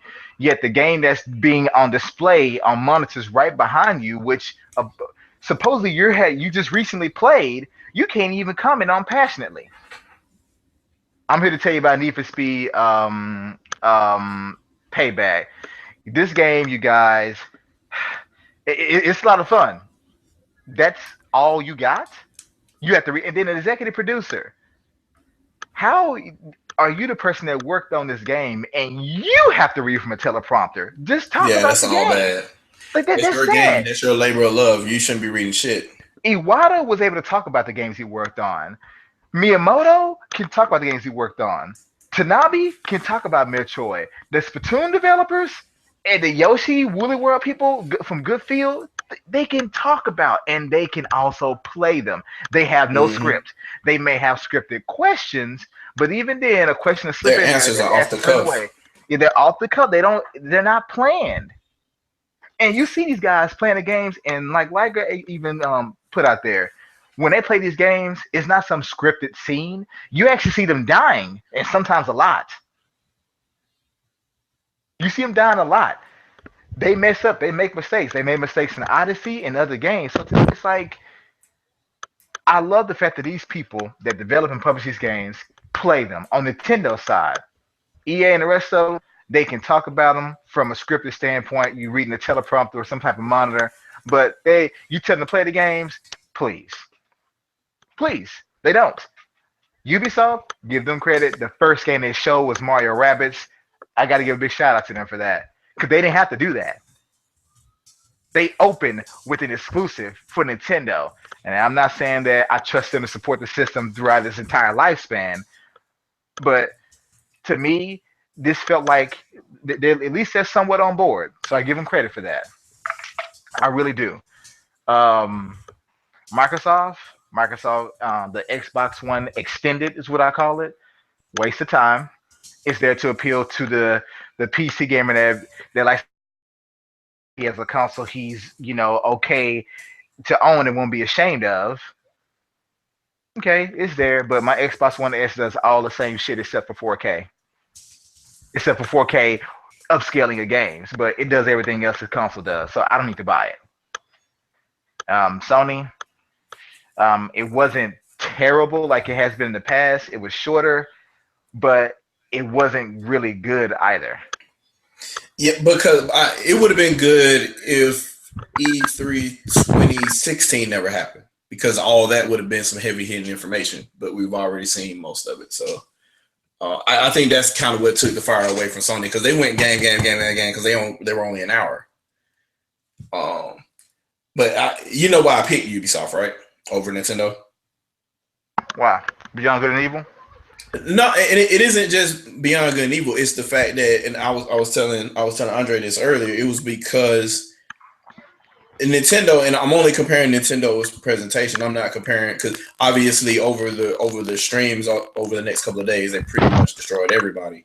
But with regards to just the presentation, Nintendo didn't release as much information about games as Ubisoft did. Ubisoft literally went game for this platform, for that platform, for this platform, for that platform, this experience, that experience. Every genre, just about, with the exception of hardcore simulation sports, every platform and every different type of game, and for the most part, they went into detail for all of them except for Beyond Good and Evil. That was the only reason why I picked them over Nintendo. Hey, your mic is starting to sound like your Optimus Prime again.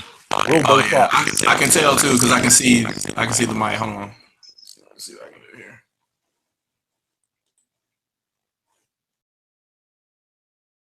Are you there, Game Idea?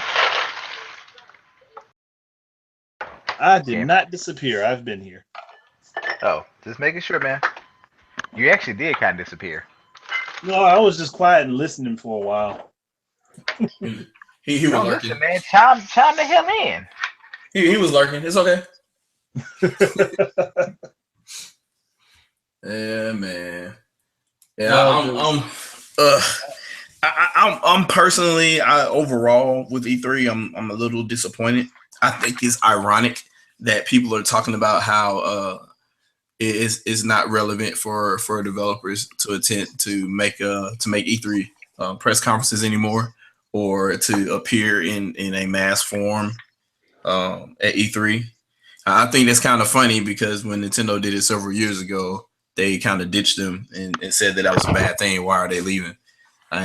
It's funny how when they see the writing on the wall first and they make the first move, they're a clown, and then after that, everybody else starts doing it, and then they're like, "What's happening to E3?" I think that's just hilarious.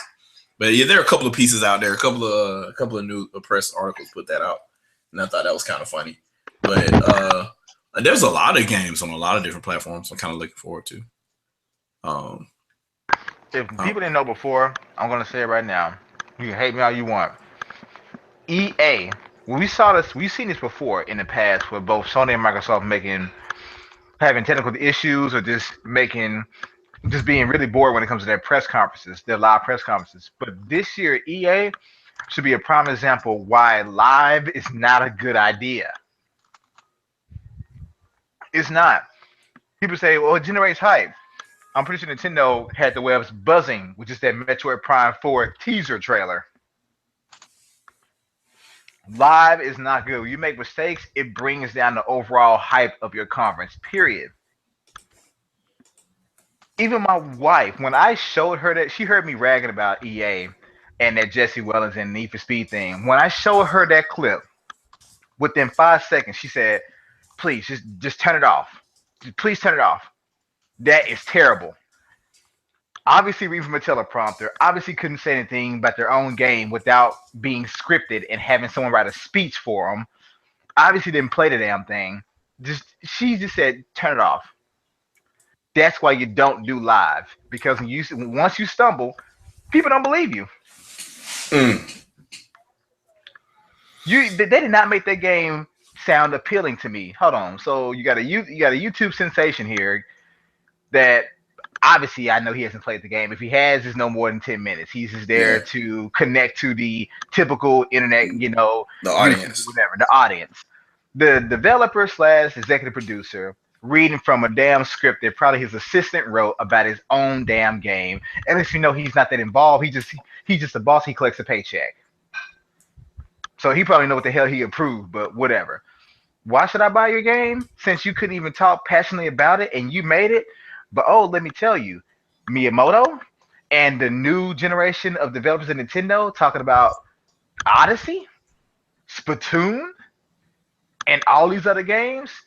Shit, even seeing that tournament, I know now these dudes play the hell out their games.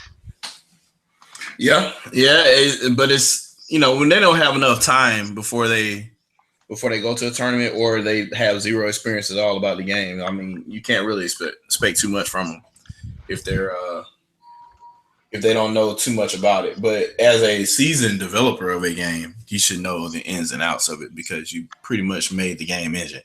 If I programmed the game, you better believe I'm pretty fucking good at it. And you can easily talk about it off the dome. No script needed. Just, we incorporated this new feature this year, and not just say this would be the most visually impressive game we've ever made. Okay, well, we know this. We know HD is visual. TV visuals have gotten better over time. We know this. Displays are getting more and more detailed, but tell me about the game, not how it looks. And I got none of that. And as I said, the only person that did bad to me was EA. But other than that, I thought it was a good E3. Not great, but good. But Ubisoft and Nintendo are the ones that topped it for me. Devolver Digital? I want to see them next year. I would love them to do another one, because that shit was hilarious. That was so funny, man, when they were talking about these different tropes that that these companies, the companies they're reflecting. It was just too funny. It was far too hilarious with the whole pre-ordering thing, and it was crazy, man. I cannot believe they trolled E3 like that, but that was awesome. That reminded me of what Nintendo did with the back in 2014 with the Robot Chicken theme.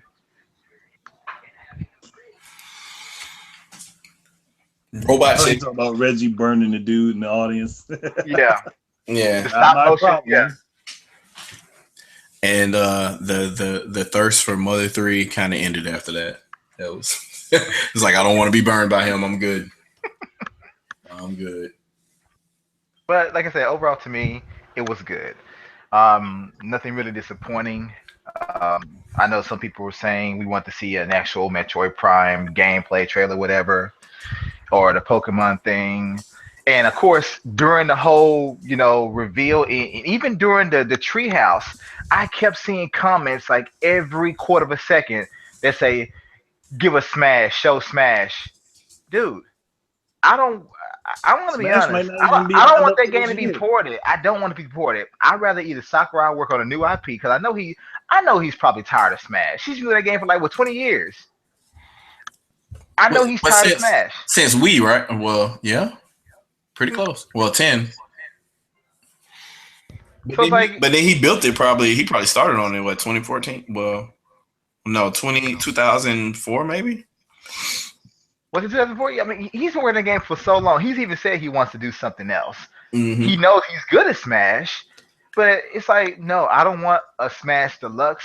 I'd rather have a Smash 9 or work on your new IP, dude. But I want to see what other ideas he has. I love Smash, but I can also say I'm also kind of tired of it Mm-hmm. because it's still here. It's still prevalent. We still got melee bitches out there.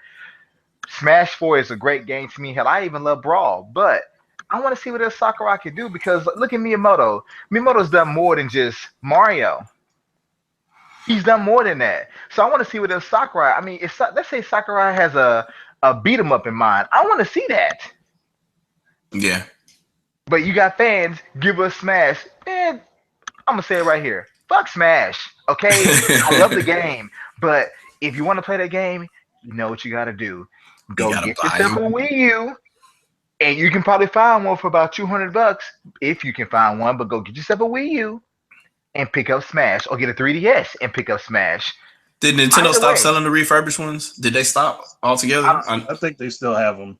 I haven't checked though. I think they still I have them. haven't checked. I mean, It's been because a I while have no since I keys. checked. But it's like, you know what to do. If you want Smash, get it on the console that you really don't want to buy, but you're gonna have to. I honestly, to tell you listening, do not really re-release Smash 4 for the Switch. Please don't. I don't care if you include all the DLC characters and then some. Please don't do it. Sakurai, new IP, please. Whatever you had in Actually, mind, Sakurai new just IP. needs to not be on Smash anymore and just work on stuff for himself. He just gets Yes, like dragged back in every time they start on it. it's like no, just please, new IP. I love Smash, but we got two last generation. This is the same game, more or less, but still, and that game is not 10 years old. Smash 4 came out in 2014. So we don't need that again. Mario Kart 8 Deluxe, I kind of get it, although I do think the same battle mode can be patched into the Wii U version. I will admit that. Oh, Nintendo's still selling them. The 32 gig with Nintendo Land is $200. They're still selling it online, refurbished. But it's Wow. probably a backlog. So I mean, the last time that I saw about them having these on sale, they were usually back ordered. But yeah, they're there. You can still buy one. You can buy one. I'm just saying, just please, no Smash for the Switch, not a Smash 4. Do Smash 5, and I don't care if you release it at the end of the Switch's life cycle. Do it. But we don't need one right now. Getting a Smash literally 3 years after the original, that's too much. Yep. That game is still heavily active. What is it, like the number two game in the fighting game community under Street Fighter? The number two Probably. franchise? If it's not above it already, because they said it was actually pretty close last year. That like Smash was like right up under Street Fighter 5 in terms of like popularity in the fighting game community and tournaments. And you know Poken's on the rise. So yeah, no Smash for Deluxe. Give me Sakurai's new IP. I don't give a shit what it is. I don't care if he's making an etchy game. Give me that.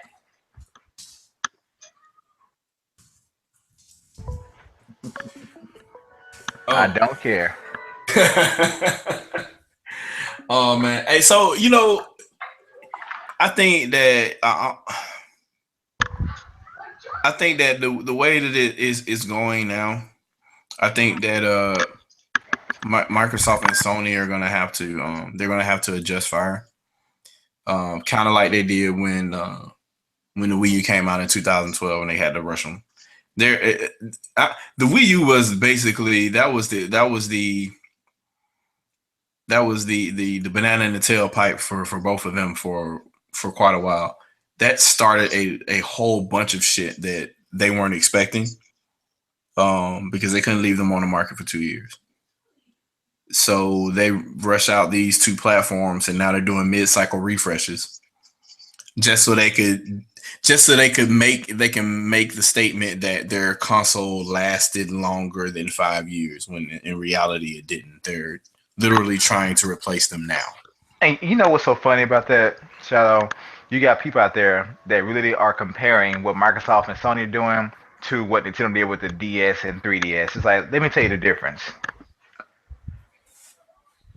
Yes, you have the DS, you have the DSi, and then the DS Lite or whatever, because technology gets smaller, it gets cheaper, they can incorporate more. I get it. But the 3DS was actually a decent upgrade over the 3DS regular. Like the new 3DS was a kind of a significant upgrade. You added a second analog stick, the thumbstick or whatever, two more buttons on the controller, shoulder buttons, a faster processor. Of course, we would expect that, and the 3D tracking camera to make the 3D actually far more reliable. Yes. Way more reliable. And there's even a game that cannot work on the regular 3DS, which was it Xenoblade? Mm-hmm. Xenoblade The original Xenoblade Chronicles. Yeah, and, so it's like and the Super Nintendo Virtual Console doesn't. exactly. So it's like that was actually a significant upgrade. When I look at the Xbox One to the Xbox One S, we saw that coming because I heard someone say they opened up the Xbox One, the original, hardware edition, and it was like a lot of space in there, a whole bunch of like empty space. So I can see how they can compress that and make it smaller. But then to go from the S to the X, where you just add some 4K chip and 4 more gigs of RAM, nah, bro. Like you're not changing the way games are played. You're not. You're not changing the way games are played. You're not even really making it better. You're just making it look better, and it may sometimes perform better, but you just make it look better. I'm sorry. You taking my 1080p or 900p game and upscaling to 4K native on a console, I just don't care for. I just don't. I don't care to spend $500 for that upgrade. I just do not care. Just I'm happy with my S, and I pay I think $300 for that for the 1 TB bottle. So I'm happy with that. Yeah, it works for me. And got 3 free games. So yeah, I'm happy with that. So I can officially say that latecomers, they get golden opportunities. So you're in a situation where you can buy a PS4 for roughly $200 in the fall, an Xbox One for roughly $200 in the fall, probably with a game. Well, I actually got my PS4 Slim for $200 this past holiday season. With It was Uncharted, a Black right? Friday sale. Did it come with Uncharted, or it was just by Yeah, itself? it came with Uncharted 4, and then the retail I got it from, it was actually Amazon that had it because Mr. T and Terminator just bought theirs the same day. Like I had got mine like the day before them, but they got it like the day after from Amazon. It was like for $200 or $212, brand new PS4 with Uncharted. But I went to Best Buy and they had a deal where it also came with Last of Us Remaster and Ratchet and Clank for free. So I got mine with 3 free games for $200. So that's nothing new. Yep. This system's been heavily discounted since last year. So I think that people that are personally coming into this thing late, they have like a huge advantage because the The libraries are already there. You don't have to worry about any droughts. There's a whole bunch of games for you to catch up on. And the consoles are pretty cheap as long as you're not trying to buy the quote unquote the newer editions of them mid-cycle or whatever. You get you just a regular PS4 or a Slim or whatever you want to call it, and you got a whole bunch of games to choose from. And the same thing, obviously, on the Microsoft side of the house and the Nintendo side of the house if you opt in for the Wii U. But you know, I mean, if you got a Wii U right now and you ain't played Nintendo stuff in a hot minute, you would be satisfied because that's a pretty big library to buy for $200. So, I mean, you can go through a whole bunch of those games, and so many of them are on sale. Like you can just go on Amazon, and there's games that Nintendo would sell to you on their site for like $40. You can catch for 15-20 bucks. So it's kind of interesting. Yep. But you know how it is, man. If it ain't 4K, it don't matter. Mm-hmm. Oh, we got the whole troll crew in here now. This is awesome. This is awesome. You better just go ahead and shut this cast down so they're wasting their time. That's interesting. That shit's funny to me. I was like, oh wow, okay. That's the whole crew's name. Okay, great. That works for me. All one person of them. Let me shut up. Some people have too much energy and too many accounts. But anyway, if Shep left, but I will say this for the individuals that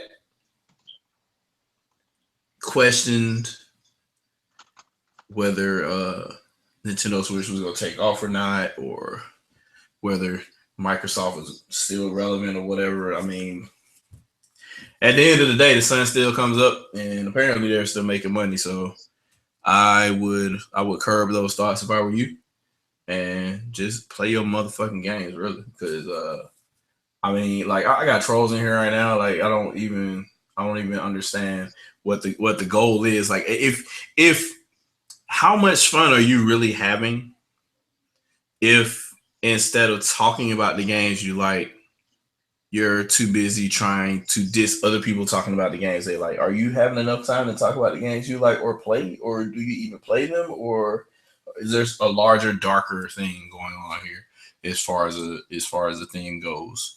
A infernal thought process, if you will. But I'll leave that alone. I'll just go ahead and do what we got to do, and we'll go ahead and we'll chop it up. I see a game idea guy where you're at least being active in the chat. Do you have any final words or anything else before you give your outro? There are some things I could say because I've come across the information that there are people who talk about being a part of the music industry and have never worked in the music industry a day in their life and never aspired to work in the music industry a day in their life. Ooh, that sounds deep. So I myself have personally, I've spoken to different producers and met quite a few different people because I've traveled around a bit. And I remember those things and can confirm those things with other people who are currently in the music industry. Oh, the music industry's small. Everybody knows everybody. Yeah. So you can't. And I know quite a few people who work in the industry because there are a few people that I had started projects with. But that they threw the logic of why talk about these things if you've never made a game, nor are going to make a game. Well, because maybe we enjoy these things, just like you might enjoy the music industry, even though you don't want to work in that industry. See, there's a correlation between those things because I know about A&R representatives, and I know about how there are dirty producers in the industry who will take the songs from a particular writer or artist and claim them as their own and take all of their money. Oh, that sounds very common. So like people like Babyface have done it. There are still people who do that now. Of course. Of course, and it makes lots of money. I've And witnessed I it myself. also know that there are people who shadow write and shadow produce songs for other producers and songwriters Yep, as Nicki well. Minaj. ghostwriting. Yeah, As that's well. the thing. I know people that ghostwrite. I've actually written a couple things myself, even though they've never really been produced, but there have been things I've written for other people. Mm-hmm.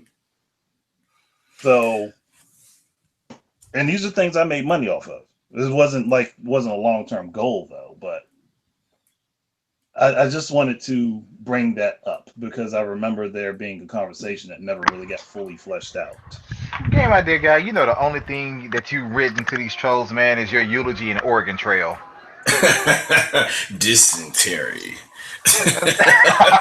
More or less though, A long, what slow boiling process. my main point is instead of trying to make everyone else miserable, why not just make yourself happy? Exactly. And you know, I mean, here's the that thing. would be the best thing that you could do. Instead of making everybody else miserable, make yourself happier. And you That know, that should and be game a idea non-issue.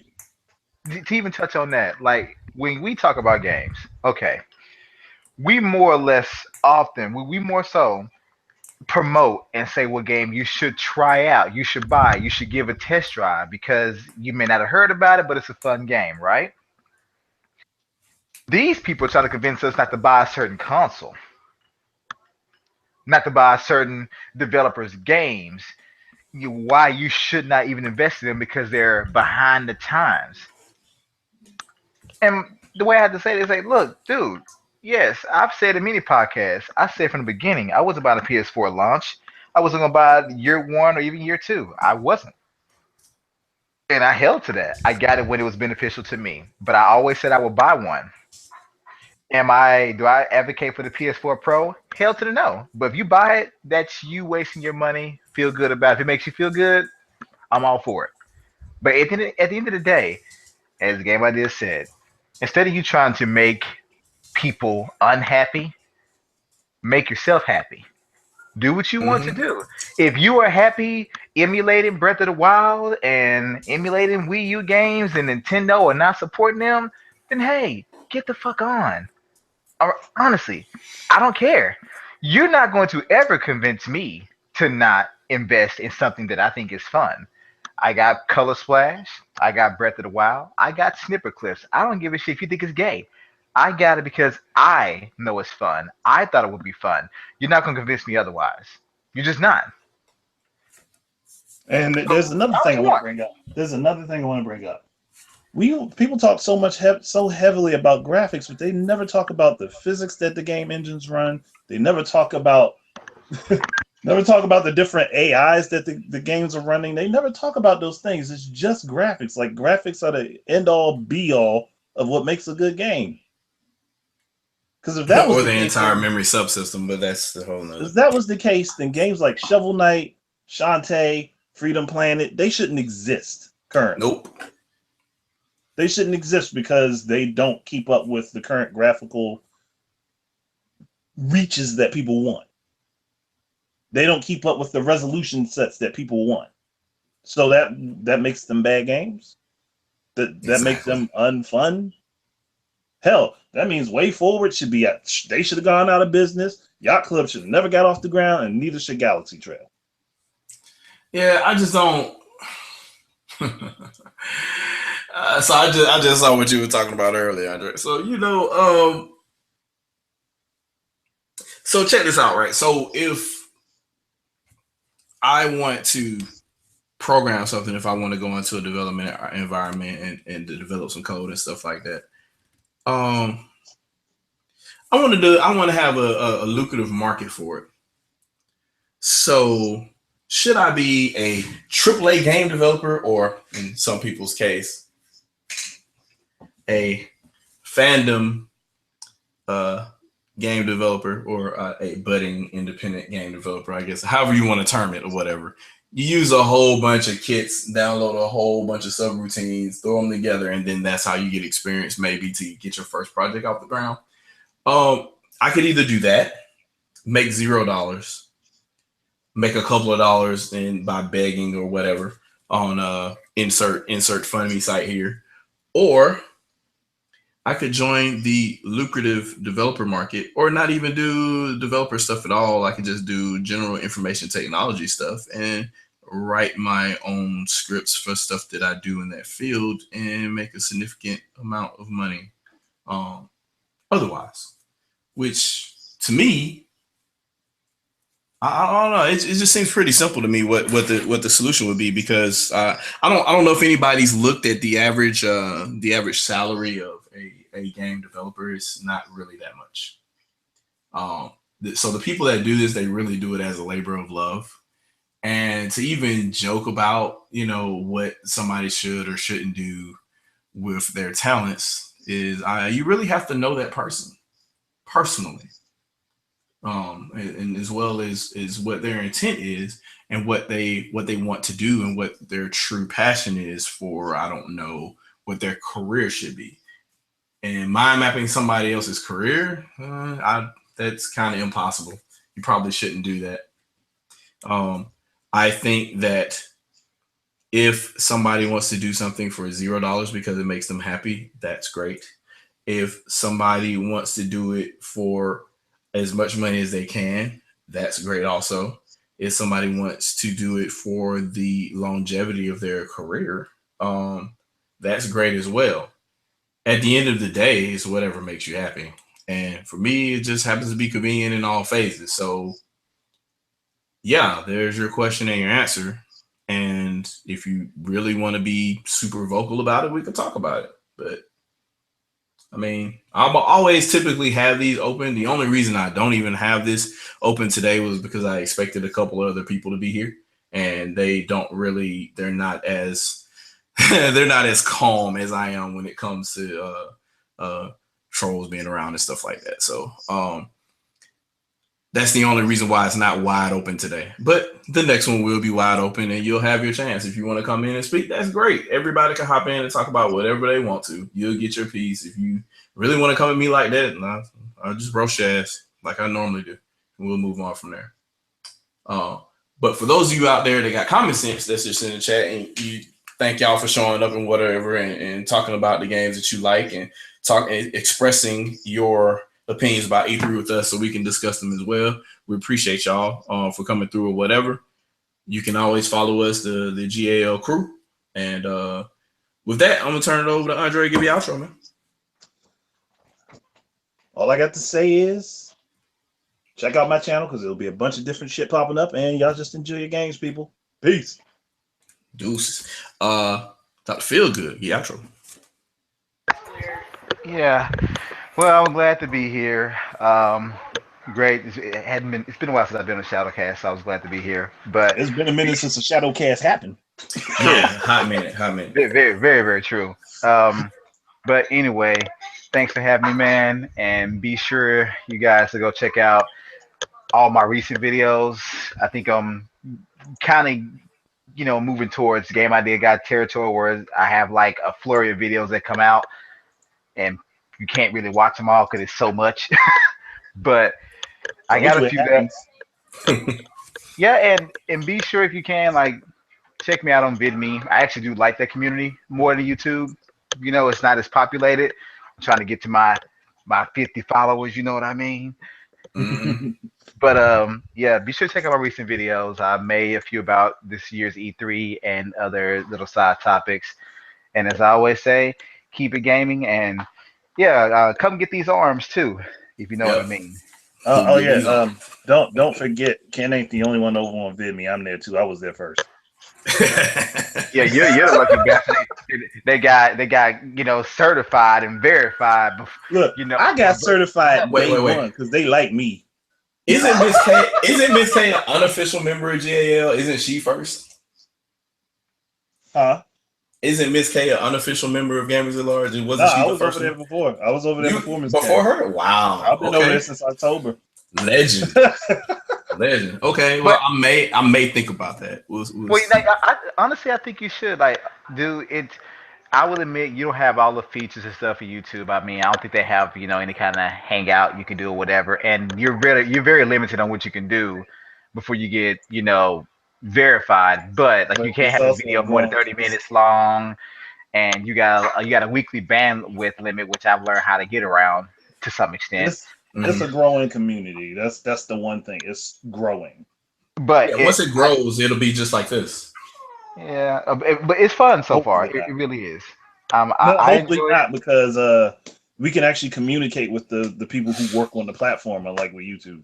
No, I mean, as far as like server bandwidth, so they'll, as they Yeah. grow and they start to get money or whatever, you'll be able to have longer videos and stuff. They're already working on that type of stuff over there too.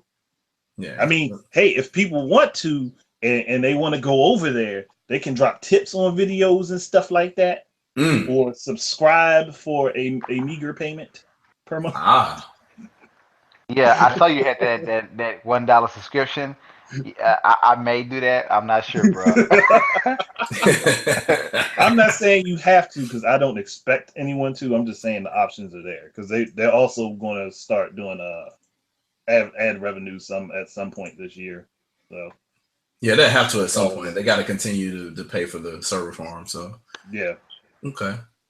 All right. Well, I guess that'll do it for this ShadowCast. I'll give my little generic outro here. And it consists of Chariot Goblin. You just got here. What the fuck? It's about E3. Rewind this all the way back several hours and enjoy it. You got like 2 hours, bro. 2 hours. The shortest ShadowCast on record. Yeah, I was just gonna say that, you may have a hard time getting your videos up given how long they are on VidMe. yeah. I have to chop them up into bits or whatever, or do them private only, I guess, and then upload them later or whatever. I don't know. Maybe I should do them on Google Hangouts and then upload them in pieces to VidMe. Yeah, you can do that. That sounds horrible, but yeah. Part 1, Part 2, Part 3, 4, 5, and 6, 8. Yeah, we can do it like that. That's fine. There will be more ShadowCasts coming as I get all of my equipment and stuff together in this new office, and everything will be going the way it's supposed to go. And I'll have a little bit more content and videos too. There's some stuff that I edited, but I was in the middle of a move, so there was no way for me to get all my stuff off my hard drive for Final Cut and all this other kind of stuff. But anyway, you'll see it.